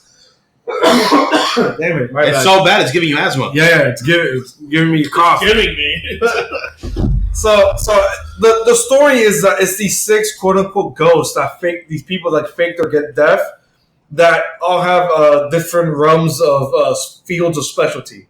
So Ryan Reynolds is this billionaire asshole. Why he still has control of his money if he faked his death is beyond me. And the plot of the movie makes no fucking sense. He just has a gripe with this one dictator of a fictional Arabic nation, and then he gets a parkour kid, a doctor, mind you, he calls this chick a CIA spook, that she's a spy, but she's French. How is that CIA? I have no fucking clue. They never explain it. CIA reports beyond American. Sure. Yeah, I mean, that makes sense. And then a hitman who clearly wants nothing to do with killing people. It's super strange. It's super bonkers. None of it makes any fucking sense. It's just Michael Bay just doing Michael Bay. What I do have to give it to is beautifully shot. Like these gorgeous landscapes of all the countries they visit. And then all the action sequences when they cut to, wide shots and you get the landscape environments is so beautiful and it's shot on Dolby Vision and Dolby Atmos that to me it was just like porn for me on my OLED 4K TV because it's native, it's perfect. But then since he's such a horrible fucking editor, it's cutting back and forth to even though you did 20 minutes of this stupid fucking car chase, you never got any character moments. So throughout the movie, he's flashing back to introduce to you the characters that you're watching them get through this mission in the present day, real time, in the middle of the movie. It's super bonkers. The editing is fucking horrible. The pacing is all over the place. And again, his weird camera angle style of like face, land, zoom in, zoom out, kinetic, zoom in, left, right, zoom out, and then the camera following like crazy movements. Again, it's cool. But it's so Michael Bay. It's out. Michael Bay's out the fuck out of this any other Michael Bay joint. It's too Michael Bay for its own good. Do you want to hear friend of the show Jeff's reaction to this movie? Yes. I read it. It's awesome. Oh, okay. Read it for the fans. Go ahead. You want me to do it? Yes. All right. So friend of Joe Toy Hunter.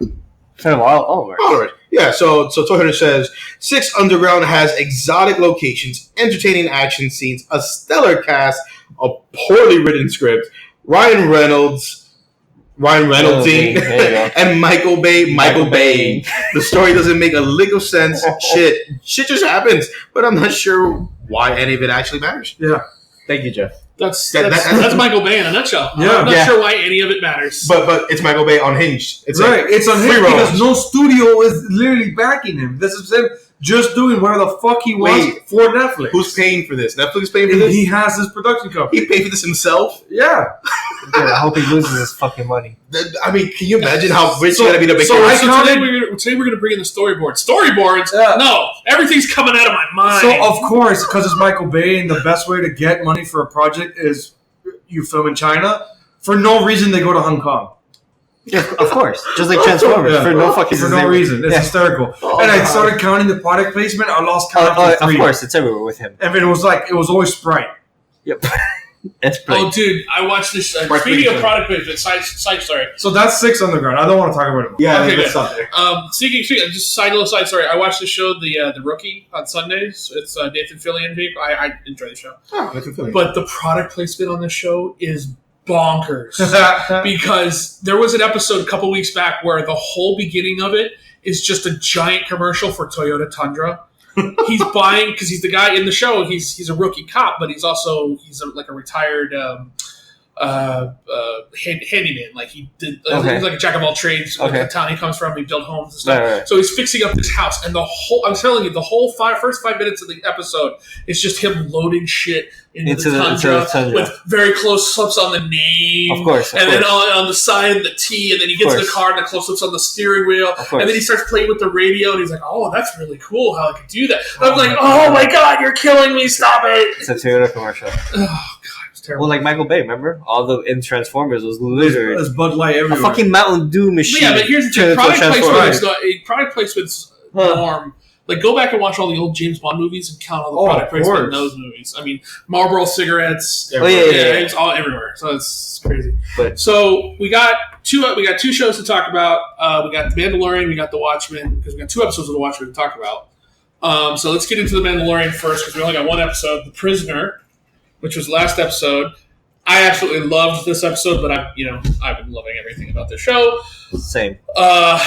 I think this episode was great. I like it from beginning to end. I like how it starts, where he comes onto the ship, and then the guy from Sons of Anarchy's there, and then But I like the old the camaraderie between the two, how they start talking. It's like, no questions asked. That's the policy. To me, it solidified like there was some kind of history. Yeah, because that character actor is so good. Yeah.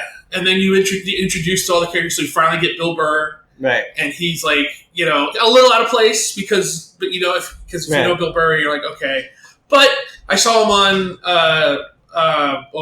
Breaking Bad, and it didn't bother me on Breaking Bad, so it doesn't bother me here. I guess somehow he's introduced. It's like, oh yeah, we have an Imperial sharpshooter. But the way he worked is kind of similar to the way James Gunn made Dave Bautista work in Guardians. It's kind of like he worked to his weakness. Right. Where Bill Burr, no matter what he says, sounds like it's a joke. Like there's going to be something funny following up. He was a wise ass. Right. Exactly. So the way he made Bill Burr work was he's the wise ass of this crew that Mando is, working with. Yeah. And then you have Clancy Brown as and I called it. Under all that makeup, I was watching it with George. And I was like, bro, I feel like this is so-and-so. And I was wrong with the so-and-so. But then my backup was like, bro, that's the other commander from Starship Troopers, Clancy Brown. Yeah. And then when after the episode, we Googled it, and lo and behold, it was Clancy Brown. Great. Mr. Krabs.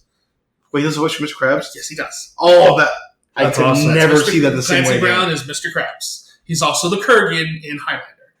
Oh yeah, I remember that. And then you have Natalie Tina as the Twi'lek, who was in Harry Potter and Game of Thrones. She was Osha in Game of Thrones, and she was Tonks in Harry Potter.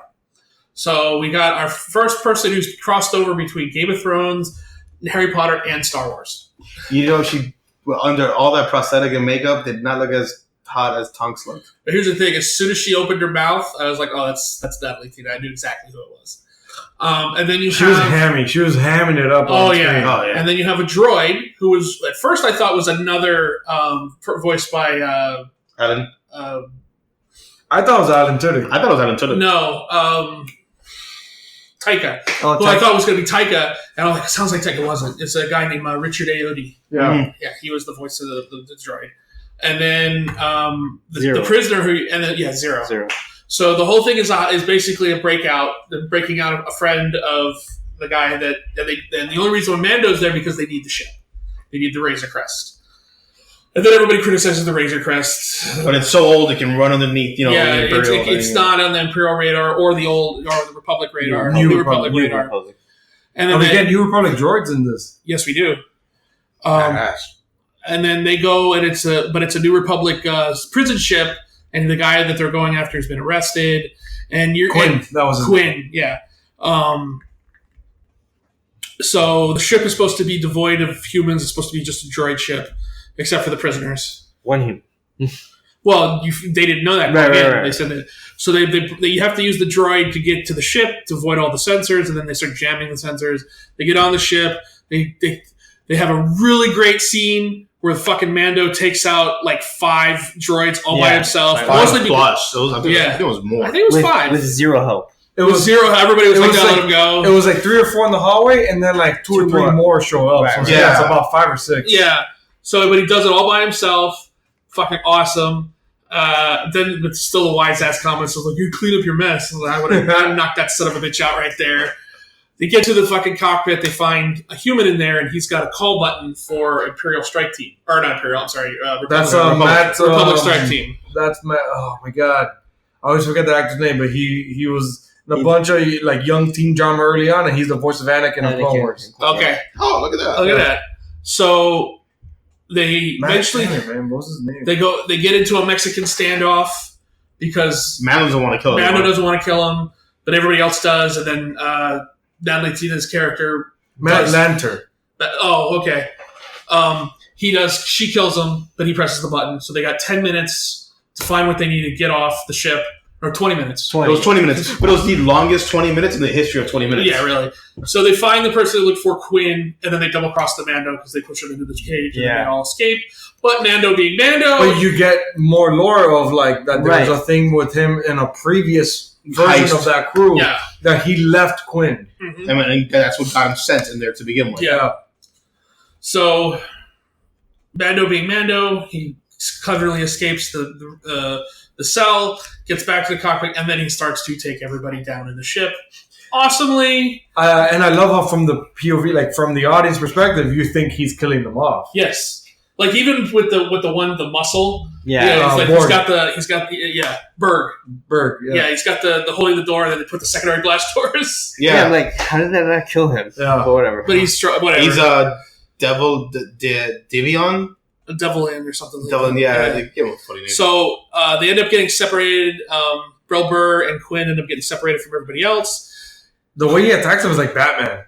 Yeah, like Batman in the shadows. Yeah. Oh yeah, when he comes up on Bill Burr's character, you literally see him like, okay, the lights spark on for a second, and he's not there. It's big. To me, it's very reminiscent of Alien, and where Mando in this, he's the Xenomorph. Yeah, he's the hunter. That's awesome. Cool. So you have all that, and then you see Quinn's true colors because he leaves his sister. He tells his sister, find him and kill him, but then they're like, let's get the hell out of here. He's like, what about your sister? And he's like, what about her? Yeah, fuck her. Yeah, great family. So they try to get out, but then there's this great scene at the end where Quinn is about to get on Mando's ship, but the Mando stops him, and then the Quinn's like, look, you're supposed to take me in. Like, just do your job. So, and then it also ends with them finding out about Boda, and then the droid finding Boda that's going to kill Boda. Right. And you think Boda's going to do something with the Force, and you think he does, but no, it's Mando behind him. He shoots the thing. And I love how Boda stops and looks at his hand. Yeah, he's like, did I do that? I love it. So cute. Oh, God. Yeah. They're sitting on a gold mine here. Yeah. So he takes Quinn. You end up finding out that he takes Quinn back to the ship, and he's like, here. He's like, oh, what happened to everybody? He delivers Quinn to his buddy. Right. He's like, oh, what happened here? Where's everybody else? He's like, no questions asked, right? He's like, yeah, you're right. He gets his money. Takes off, and then the guy, of course, double crosses him to kill him. And then that's when Quinn finds the call button in his pocket. He's like, oh, what's this? Like, oh shit, and then 3 Imperial, I keep saying Imperial. New Republic's X-Wing show up, but they're old type X-Wings, not new type. Show up, and the 3 directors of the show are the X-Wing pilots. I found out after we saw it. Yeah, well, I recognize Dave Filoni, by the way. Even without the cowboy hat. I recognize Filoni, but it still took me a minute to recognize him. And then Rick Famuyiwa and Double Child. Yeah. So these are just the directors of not all of them, because Bryce Dallas Howard directed an episode too. But so they're awesome. And they destroy the ship that they're on, and Mando gets away. Yeah. And then there's a whole thing where he gives the ball back to Boda. That was awesome. I told you that was a bad idea. And then it ends with you seeing all three of the people he captured on the Republic jail ship. They're all in a jail cell. Yeah, he didn't kill them. He would have only killed the droid. Yeah. He hates droids, and that's more to because droids killed his parents, so that's where it's kind of leading. And that's what I'm thinking about this show is we've talked before in the past about how we want the story to progress. I think for what the show is, the story is progressing because the story is about him. It's his story. So we've actually seen him grow because remember in the very first episode, this is a guy who killed somebody with a door, right? Mm-hmm. And now he's not killing anymore. Because he didn't kill any of them. That guy was just trying to get away. Not only that, in this very episode, the prisoner, when Xian, when she confronts him with the knife, he doesn't flinch. No. When they find the baby Yoda, and then the Bill Burr character almost drops him, that's when he flinched. Yeah. So that's a point where I really realized I'm like, holy shit, he cares more about another life over his own. Yes. To the point that he not only flinched, but he was up ready to fight for that baby Yoda. Exactly. I yelled at my TV. I'm like, no. Well, be the one. But when they did drop him, when they took him out of hyperspace, I was like, holy shit, what are you doing? So mad. So, and more for you because you have a baby. Exactly. So, but I think what we're watching here is, you've got the story about baby Boda and everything like that, but the story for me is more about him. So these little stories that we're sitting here going, oh, these are just one-offs, these are just one-offs. And it's true. These are kind of Monster of the Week stories. But you're getting more about, you're learning about him, and you're seeing an evolution of how, because eventually it's going to lead, I would think it's going to lead to something about him. That's what I liked about this one is essentially you got that's more what history happened. for him. We got more history, not only history of him as a kid, and we still want to learn of how did he assimilate and get picked up by the Mandalorians, this Mandalorian tribe, but we still got lore in the sense of he still has relationships, even though. And he's been working for a long time, and he's completely different from when he was before because she even says, "Ask him about this job here." And he's like, "I did what I had to do." He's like, "Yeah, but you liked it." Yeah. And then now he's not doing anything. And how he left Quinn behind. Yep. And they had a relationship with what's her name, the girl, Xian, and then left her too. Yeah. So she was crazy. And we're also getting the state of the government. Who is in charge of this galaxy? Right, New Republic. We're getting all this New Republic little things. He still thinks they're a joke. Right, but they're a joke with some X-Wing power. Which I don't understand. Why were they afraid of Imperial if there is no more Empire? There's still pockets of them. They're so strong.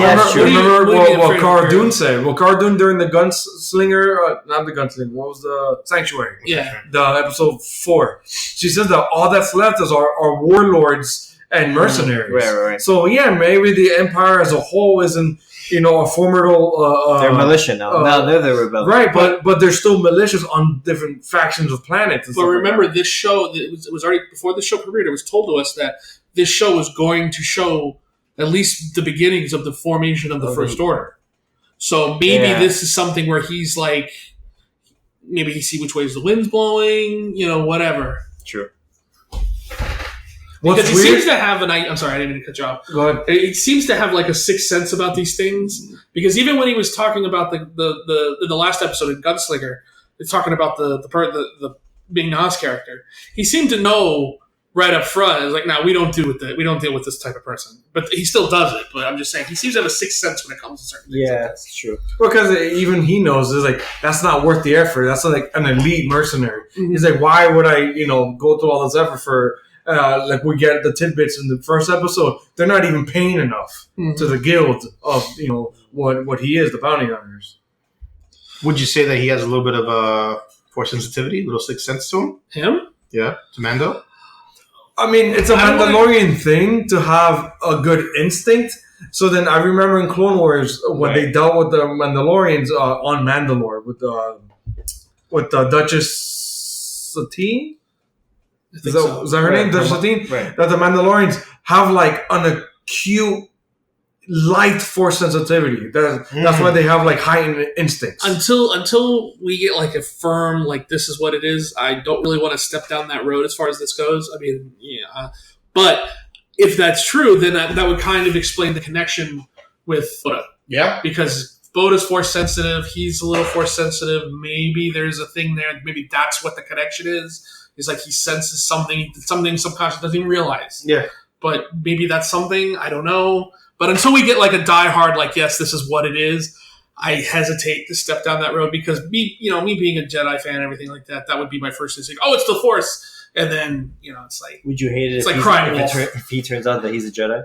He has Force? Well, I mean, if you like Force he won't be a Jedi. He won't be a Jedi. Yeah. Well, right. Be a Mandalorian who's Force sensitive. I won't hate it, but...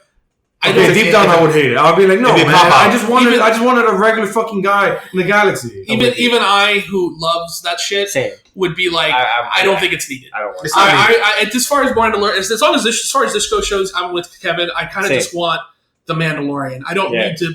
You can bring in the lore, the Force, all that stuff around him, but it doesn't need to be him. Right.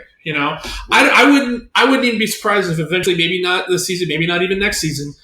But eventually they bring in a force-sensitive character. Like Boda. But more so like who has... a Padawan who's grown up after Order 66. Well, that's impossible in this timeline. After Order 66. It would only be who, like... Luke? After 66? Maybe another force-sensitive character that basically is... Who would still be alive? Well, no, just... Luke is around, but who would be younger? No, I mean, no one that we know of. I don't know if it's spoilers. Is Ezra still around in this time? Ezra we don't know, but he did survive. Because remember, the rumor was that Benicio was going to be Ezra in Last Jedi. But so they're still saying, but they're still saying that he's alive in this. Yeah, his show ended at the end of 6. So okay. Yeah, he's supposedly around. And I don't want to ask any more questions. I'm still watching Rebels. Ahsoka too. She's alive. Ahsoka's around, yeah. Maybe there's a pocket. So that begs the question now with Boda.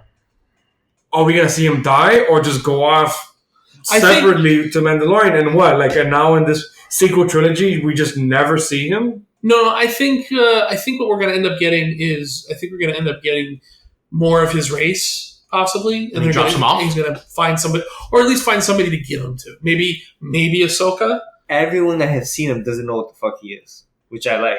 Mm-hmm. Every alien or person, because no one knew. Yeah, but Yoda, you could find out. You might find out that the race that is Yoda's race is very, very secretive. I like that Ahsoka connection because Ahsoka would know what that is. Yeah, right. She knows that connection to Yoda. Right. Maybe give him to me, and I could raise him. And it would be a great way to cross the shows. 100%. David Filoni is very much involved with this show. So it would be interesting. I would cry my fucking eyes out because I love Ahsoka. I love Ahsoka too, so I would love to see her in action, like real. And speaking of Ahsoka, J.J. Abrams has said, "Oh, you like Ahsoka? Then you might want to pay attention in this movie." Oh god, in Rise of Skywalker, but it better be her. If anyone plays her, it should be the chick that voices. Oh yeah. Should be her. I don't know about should be. I don't know about should be is hard because a voice actor doing actual live action stuff, it doesn't always pan out. Listen, bro. Kevin Conroy doesn't always pan out. Before you start fighting me on this, Mark Hamill. I said always. There are always exceptions. Okay. So, but yeah, that I would think we're going to eventually find somebody to give Boda to take even off. though he's been seen on set for season 2. Okay, so maybe. Wait, here's the thing. Yeah, spoiler. Yeah, fuck. How about Werner Herzog let the cat out of the bag. Kevin's worse than Twitter at this point. Yeah. Okay, so how about this? Everybody saw the post I did where it was him putting a helmet on Boda. Yeah. What if he makes him a Mandalorian? No, look at that. No. Come on, that'd be fun. No. Little tiny Mandalorian. But that'd be OP. Can you imagine that? A force sensitive Mandalorian like bounty hunter? No. Of a race of super force sensitive beings. Well, no. He doesn't know how to train him in the. He's force sensitive, so he has force instincts. But he can't train him to be like a Jedi Mandalorian. So he just becomes a Mandalorian that's got great, force instincts. Crazy. And can pick up mud rhinos. I just want to see a Yoda-sized Mandalorian walking around. Looking at his hand after every... Yeah, he shoots stuff and it's just like, oh. Okay, so we all love Mandalorian. Remember, this week... Tomorrow. It's tomorrow. Wednesday night, we get the new episode. Actually, this will probably be Wednesdays when most people will listen. So tonight, if you're listening to this on Wednesday, is the new episode, if you haven't watched it already. But getting into the show of the week, we have the final episode of Watchmen. For me, series of the year. There you go. Oh wow! Dude, this Watchmen on HBO series started and ended before the ending of DC's Doomsday Clock. Yeah. Yeah, but that was a 12-issue series that was supposed to go a year. Let's not talk about Doomsday Clock. So we got the last episode that we didn't talk about, which is all the Dr. Manhattan stuff. Right. Mm-hmm. So you got how he met Angela and how all that stuff. I love the way that played with the time. Yeah. With the way he sees time. I love the way they explained it. It made sense. He exists in all time. Mm-hmm. And what are you doing right now? Oh, I'm talking to this person. And how everything's his fault.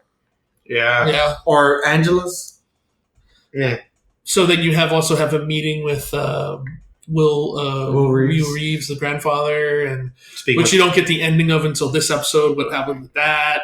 And he explains that that's not his birth name. He stole it from the actor of the movie he was watching in the beginning. Right. Which reminds me of how Sister Night, how Angela got her Sister Night. Yeah. A lot of parallels there. A lot of them. But something I called when I thought about it, or I think I called it on the show, is the bronze statue of Ozymandias was Ozymandias. Oh yes, you did say that. Yeah. So you see, okay, I didn't want to get to my gripes with it because I thought the finale. I'm telling you, this was the series of the year for me, and I love the finale. I thought it was incredible. But dude, with the amount of information in just these 2 episodes, these 2 alone could have been stretched to like 3 or 4 episodes. So this series should have been 10-hour-long episodes. But I think you would have ended up with a little bit of filler if you. Then you would have got filler, and then you would have complained. Because what does this finale show about the gold? About Ozymandias being bronze and then brought to true? Mm-hmm. It doesn't show how long was he left in bronze.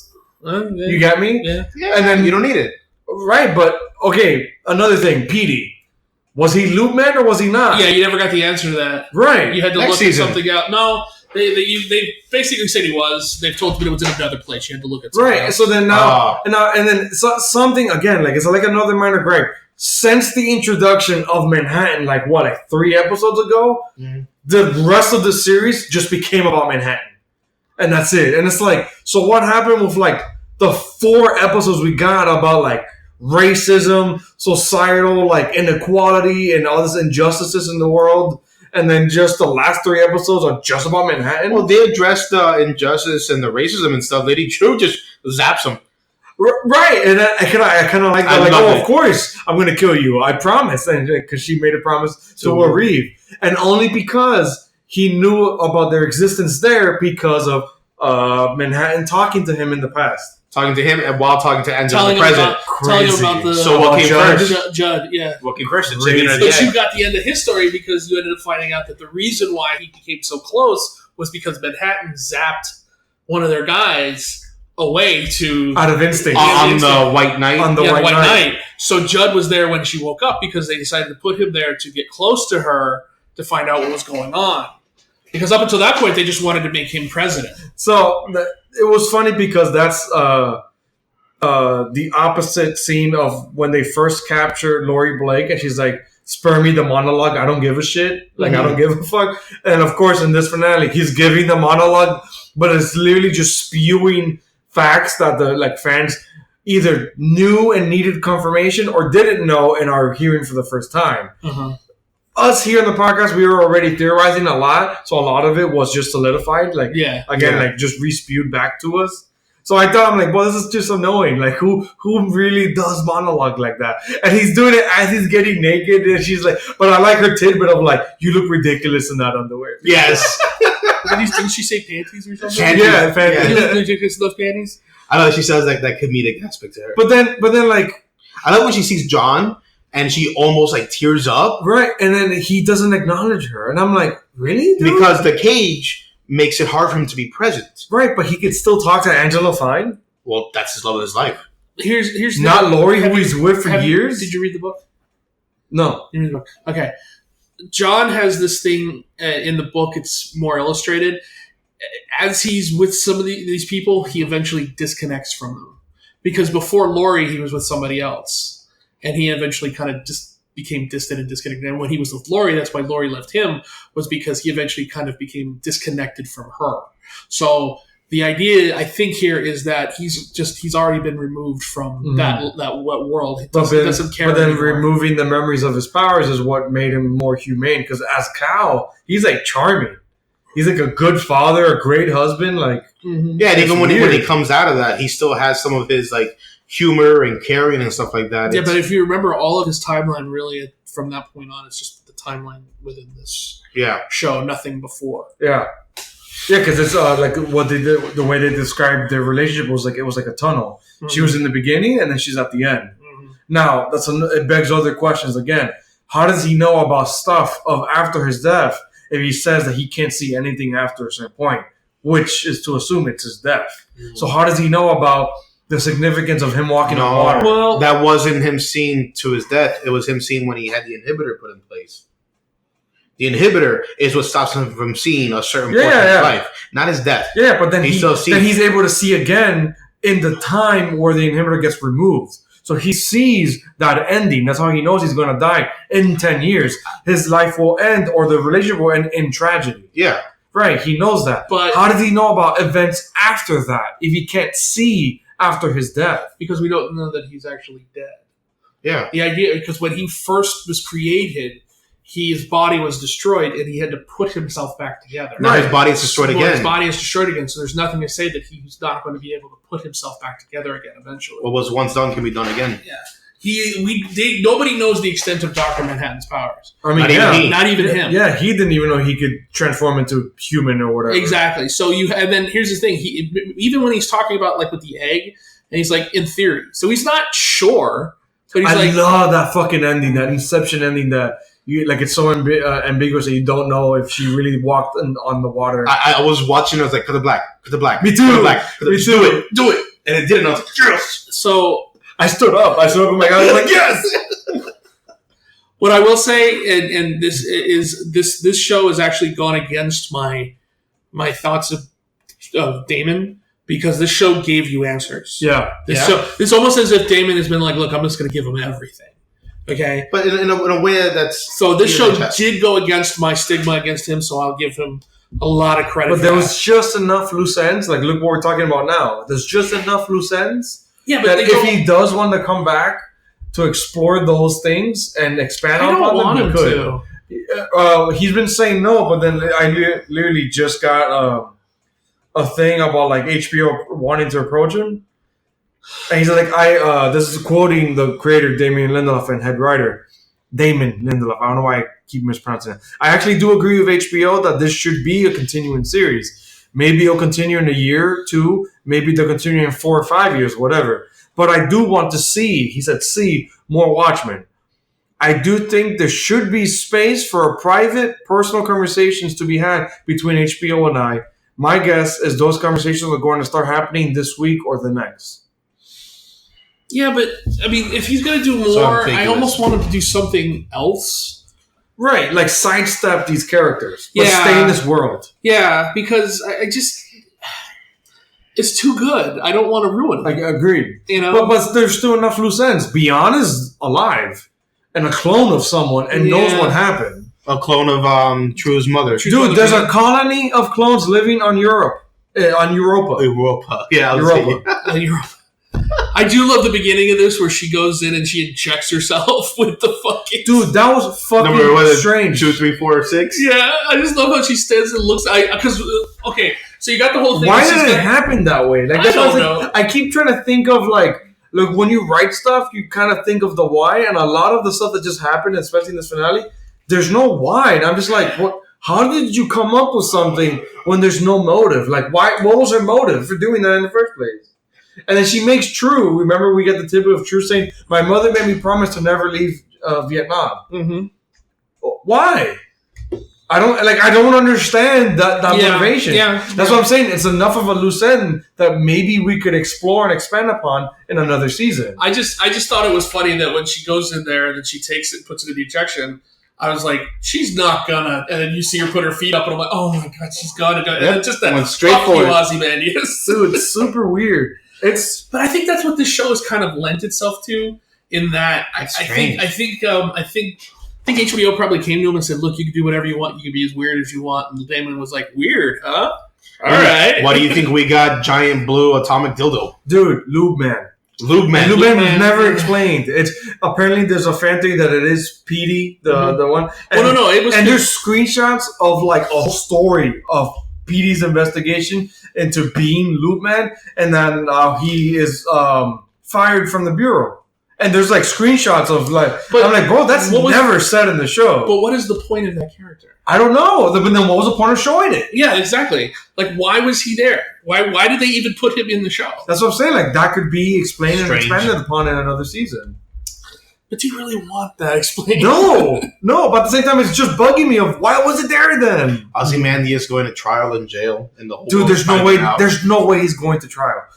It's the people that know between FBI, CIA, and the government itself, he's never going to see trial. He's never going to see jail. That ending with him was great, though. He's like, I managed to put this back together, so bye.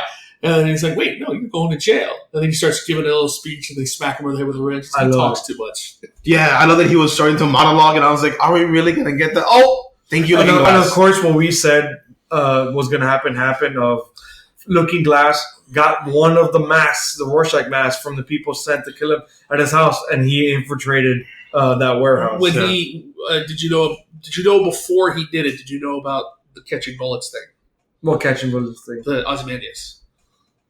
Oh, that he could catch bullets? Yeah, I knew he was fast. I didn't know he could catch bullets. Yeah, another thing from the book, and I believe it was in the movie too. That's one of his abilities, was he was able to catch bullets. That's so weird. So then now on Ozymandias, the thing of Europa, how he's actually programmed the mind of those clones. Yeah, and he's like, I had time to kill. He gave a mask to one of those Mr. Phillips to be a cruel game warden. And he's right, and he's like, I just we're the adversary. We're the adversary just to kill time. That was so depressing. I had 8 years to kill. Right, so then it's implied that he's always programmed in every Mr. Phillips to give an out, a horseshoe and a cake. That's why he had it. Every time he was given it, when he didn't need it, he goes, no, like not the time or not yet. Yeah. Oh, I didn't You're right. I just put that together. Yep. Crazy. But then now what confused me? Deep cut. He said, he tells the game warden, I had 8 years to kill. Mm-hmm. But Lady True said, in 5 years, a satellite mine will be crossing by the Europa. Mm-hmm. Why the time difference? For the rescue. He knew how long it was going to take he knew that she would come, and then it would take this long for a ship to get there. And then to get back. Well, not to get back, just for a ship to get there. He's the smartest man in the world. So he's been in prison at least 3 years. You go by the candles in the cake. Actually, makes sense. At the cake, that's 5. That's where he does the cannon out the biome. Mm-hmm. And then that's where he gets the trial. Find out he said, "Save me, daughter," which he knew would incite her to come get him. Right. The last one, when we first saw that, we only saw "Save me, D." Yeah. We didn't know what the rest was going to say. Yeah. So that leads, but he's the smartest man in the world, so he was able to calculate all that. And he knew, that's why he was always looking at his watch, because he knew he had a certain amount of time to get out there to put the message out there, which I love the idea that all those clones were sent out there for that reason, and then everything was building to this. See, but then again, it begs the question, building. How did he manage to program the minds of these clones? Well, second of all, how does that lake work that does it spore these clones constantly? Manhattan said that he had created them from spores in the lake. Right. So I would assume the original too. Yeah, but does it just keep generating them? Yeah, I guess so. I guess that's what it's supposed to be. Yeah, he created a colony, which means or maybe he jump started it somehow. Because remember, he was pulling things out. And he's like, "Nah, you're not done yet." And he kept throwing them back. So that goes to show he figured it out. But then it's not like Manhattan that he's just doing it with powers. Mm-hmm. It is science. So science. You will get a bad batch every now and then. Yeah. I mean, a lot of it can be written off as just he's the smartest man. Right. But you're talking about loose ends too. So you have the game warden who revealed that he was the first Mr. Phillips. Right. But what happened to the original Mrs. Crookshanks? Yeah. You know, if you're going to introduce a character like I was the original Mr. Phillips, where's the other one? I still love that quote of like, why did you give me a mask? Is it because masks make men cruel? Love it. But then I also like, it was like, oh, was I where the adversary? He's like, no. He goes, but you're entertaining. Yeah. I love it. Yeah, the very Ozymandias. Dude, to me, Jeremy Irons was the MVP of the show. 100%. Between him and Regina King as Angela Abar, fantastic. Mm-hmm. I'm going to agree with that because, I felt that the guy who played Manhattan was a little weak. No, Yahya Abdul III, I thought he was good, but then compared to Billy Crudup, though.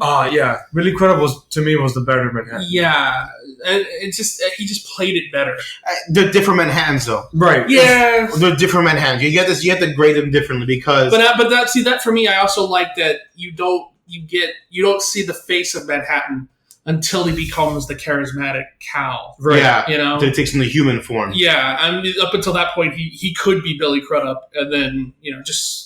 And even his voice changes. Like, my voice changed when my vocal changed. Another one that at the same time, I kind of wish stayed alive was Judd, like Don Johnson. Mm-hmm. Don Johnson's Judd character, Crawford. I really preferred that character over the Senator King Jr. just because I just thought he was too hammy. A little bit. That fake Southern accent was so jarring to me. Mm-hmm. He really couldn't stick it. Yeah, even especially when he was monologuing, he kept cracking. Yeah, at some points he will come in deeper and out, and I was like, is he trying to emphasize or is he? No, it's just bad accent. And then Jean Smart as Laurie Blake was the best. Mm-hmm. She was incredible. I want to know what happened to Night Owl. He's in prison. Is he in prison? Okay. Yeah, they said that he's in prison. He was arrested for continuing, acts of vigilantism. I missed that. But then we don't know why she was pardoned. Why was she pardoned and allowed into the FBI? A sequel series about her and maybe him. That would be amazing. That would be good. Maybe she pulls in Looking Glass, brings him to the bureau. But that could be a second season exploring the past, but of them after. Maybe he is pardoned for her acts of bravery, and then he gets pardoned or whatever. Mm-hmm. He comes out, and then we explore what happened before, and then continuing on. Europa, beyond, we see if Angela really did get powers or not. She's got to handle the Europa thing, and maybe Manhattan. Maybe over the course of the show. Actually, no, Ozymandias is alive, so he's alive. Maybe that could be the whole thing. That's his trial.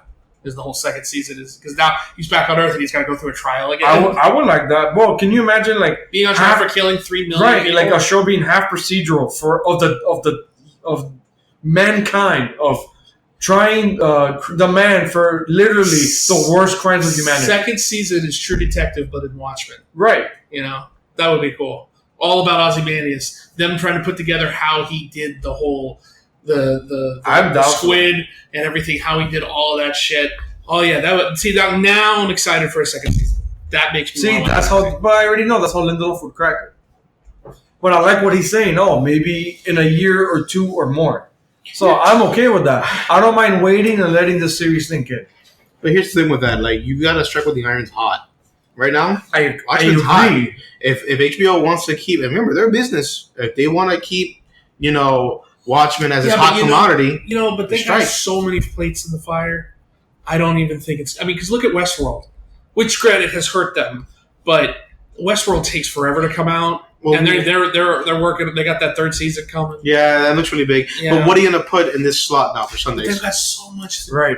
They got so much more. I mean, they got the new Game of Thrones series coming. Yeah, the teaser for HBO 2020, that campaign, that was cool. That Avenue thing that Justin sent us. Avenue 5. That looks cool. I'm waiting for that. And now Jordan Peele has a series on HBO coming. I don't even care what's that about. I'm watching that. Jordan Peele, in my eyes, is 2 for 2. So I'm going to watch whatever the fuck else he does. And then there was another thing. Hopefully you can't call the end at the beginning of the series. Yeah. Damn, there was another thing in that teaser for HBO 2020. There were a lot of things there. Wasn't there a Stephen King show? The Outsider with Jason Bateman. Dude, that looked good too. Yeah, I want to see that. That looks so good too. Yep. Oh, yeah. And plus they also have another season of True Detective that they're going to do. You know they're gonna do. They haven't given up. That last season was good, so they ain't giving up on that show. I don't know. I see Game of Thrones as this huge show. Then you have Watchmen. HBO's killing it. They'll be fine. In fact, the only thing that's not really doing good for them right now is his Dark Materials. Yeah. Which have completely fallen off after the first episode. Yeah, I'm telling you. I don't know what episode was recent or whatever, but I saw the ratings, of course, on Twitter, and it said that it was half of what the premiere was. Well, they also say that they just revealed some big stuff that could have been like show altering, and they said they dropped the ball on it completely. Fuck. Damn. I mean, even though it wasn't for me, I don't wish ill will on any show. You get me? Like, yeah. I hope the show dies. Right, like I don't know. I've never liked that for anything. It's just a pretty high fantasy show and a lot of talking. Joe, did you watch any of Watchmen? Just those two. That was like 3 and 4. No, 2 and 3. Oh, so you didn't even watch the whole thing, even from beginning to end. I still think it's worth it. Now that we know that the ending is great, right? You have to watch. No, I will. I just have to go back to it. Yeah, it's not that I don't want to. I will. But it's a tough watch. I have to admit it. A lot of parts are hard. I still can get out of my mind the POV sequence of young Will Reeves getting hung. Oh my god, that's just fucking hard, man. Just all of his memories, they're so difficult. I think that black and white. I can't remember if it's a rumor or if there's an official campaign for an Emmy. That episode might be getting submitted for Emmy. Yeah, it was an amazing episode, and they gave you so much information. I'm between that one and the Dr. Manhattan meeting Angela at the bar. Because that was a good episode. It was a good episode, yeah. Mm-hmm. And then, just the exploration of time. Yeah. Was great. No, but I think the one in black and white would be a better win too. Yeah, right? That'd be a better one for winning. So, great series. Yeah. Fuck yeah. Loved it. Some minor gripes, but only because I wanted more. Yeah, I agree. But do you guys agree? If you think we got another solid hour of explanations of what we're talking about, Lube Man, more about Will Reeves, more about that time with the golden statue of Ozymandias. See, no, because I'm going to tell you why. Because at the end of the day, I think if we got that, with the show being what it was, I think we would look at that stuff and go, that doesn't need to be there. That's unnecessary. And you do that, Kevin, for some stuff. You're like, wow, I wish we didn't have this and this and this segment. Like, I think it would slow the story I get down. mad at the hand holding. Don't hold my hand and give me a monologue of exposition explaining the motivations of a character. But at the same time, give me the motivations of a character. No, I agree with that. But I'm saying, I think at the end of the day, you want it because it's not there. But if it was there, you would probably see that it doesn't need to be there, that it would slow the story down. It wouldn't move it this fast. Because you got to admit, that last episode, it was the longest episode of the series. Yeah. And it was like... It moved fast. Yeah, it was like bam, bam. If it wasn't late, I would have rewatched it. Mm-hmm. Just to see if I caught it. Because like another thing that wasn't never explained was when Angela was hooked up to the elephant. The elephant. What the fuck? And that was never explained. No. Well, I did say the elephant never forgets. An elephant never forgets, so they have good memory. So it's healing her memory, maybe. Yeah, an elephant might be like a facilitator for. They might have good chemicals for memory. So to help fix her memory, they hooked it up so that way it would clean her. That to me just screams Lindelof going, we could do whatever we want right here, so just do something. Yeah, pretty much. I like how Ozymandias immediately knew that True, being his daughter, was villainous. It's like anyone, what is it, that would pursue godlike power, should never obtain. I like that. I thought that was good. But I also like that he pretty much, like, where have you been? He's been going insane on Europa. Oh yeah, to the guy on the newspaper. Yeah, I like this idea too about like the whole teleporting the mini squids, freezing them, and then just dropping them above her. Turning them essentially bullets. Like a machine gun? Yeah. Yeah, he's like, oh, it'll be like a Gatling gun pointed downward from the sky. Anybody within the 5-block radius is going to be annihilated. Dude, and cops died. Yeah. So if he doesn't get tried for, the squid in New York, he could get tried for this incident itself. But he did that to stop her from obtaining godlike powers. But you have to be able to prove that's what she wanted, and who's going to believe that? Why did she have to build the whole giant clock just for that sphere? True. Dude, I don't know. Well, it was a giant machine that was supposed to suck the powers of a godlike entity. So I'm assuming it needed some kind of enormous energy source. Why it had to be a skyscraper? I have no idea. Yeah, maybe it's also intertied, but why should they do it in the middle of the city? I do like her explanation, though, where she's like, I brought him back now so you can see how I became from nothing to... Yeah, daddy issues. Always a great villain. But they talk about it that happened in the books. It's like when my parents died. Senator Dean Cain. Senator Keene Jr. also had daddy issues because he had his daddy there during his monologue, during his triumphant moment, just like True. But it's like he talks with Ozymandias is talking to her, and he says, "When my parents died, they left me enormous wealth, and I gave it all away just so I could prove that I can come from nothing and achieve something." But I like it's so Ozymandias of Lady True, where she's like, when you don't filter any of that energy through you, you're gonna get melted. Like you're gonna get liquefied. So, and when she opens the door and like all the ooze of there was more liquid in there than there is in the human body. That was nasty. Okay, so something we never found out. Are we saying that the thing that fell in the farm that she bought, that was the ship coming back with us? For him, yeah. I assumed that too. Yeah, me too. That I assume. But again, another thing that's never explained, and it's just like one of those hand wavy moments of like, she's the smartest person ever. Is like how the fuck she just came up with cloning, including cloning her own mother. Because that's in the past, along with the memory drug and everything else. That's all stuff that's happened. Oh no, that's right. No, I forgot. In this world, they're already cloning like pets. Mm-hmm. Yeah. Because Looking Glass's ex-wife clones pets, and she's like, "Hey, do you want this one? It's not perfect. No, okay." And she throws it into like a shredder. Well, Justin, how much did you love as much as I did the little details of every time they would teleport someone, Looking Glass is there, and he threw up every time. Yeah. It's a little problem you might experience. You might want to puke when you're done. Yeah. I love it. I thought it was so awesome, man. Tim Blake Nelson was another MVP of the series. That's why I'm saying if they do that other show with her as an FBI agent, maybe they pull him in too. I would love to have more. Imagine him telling, like being a lie detector test for like the FBI. Yeah. Oh my god, I love this character. I want more of it. 100%. I think we just thought of what we want from a season 2. Here we go. Damon, contact us. We'll get it going, dude. A good old character actor for Night Owl would be amazing. Yeah. Who would you get? Eastwood. God damn it.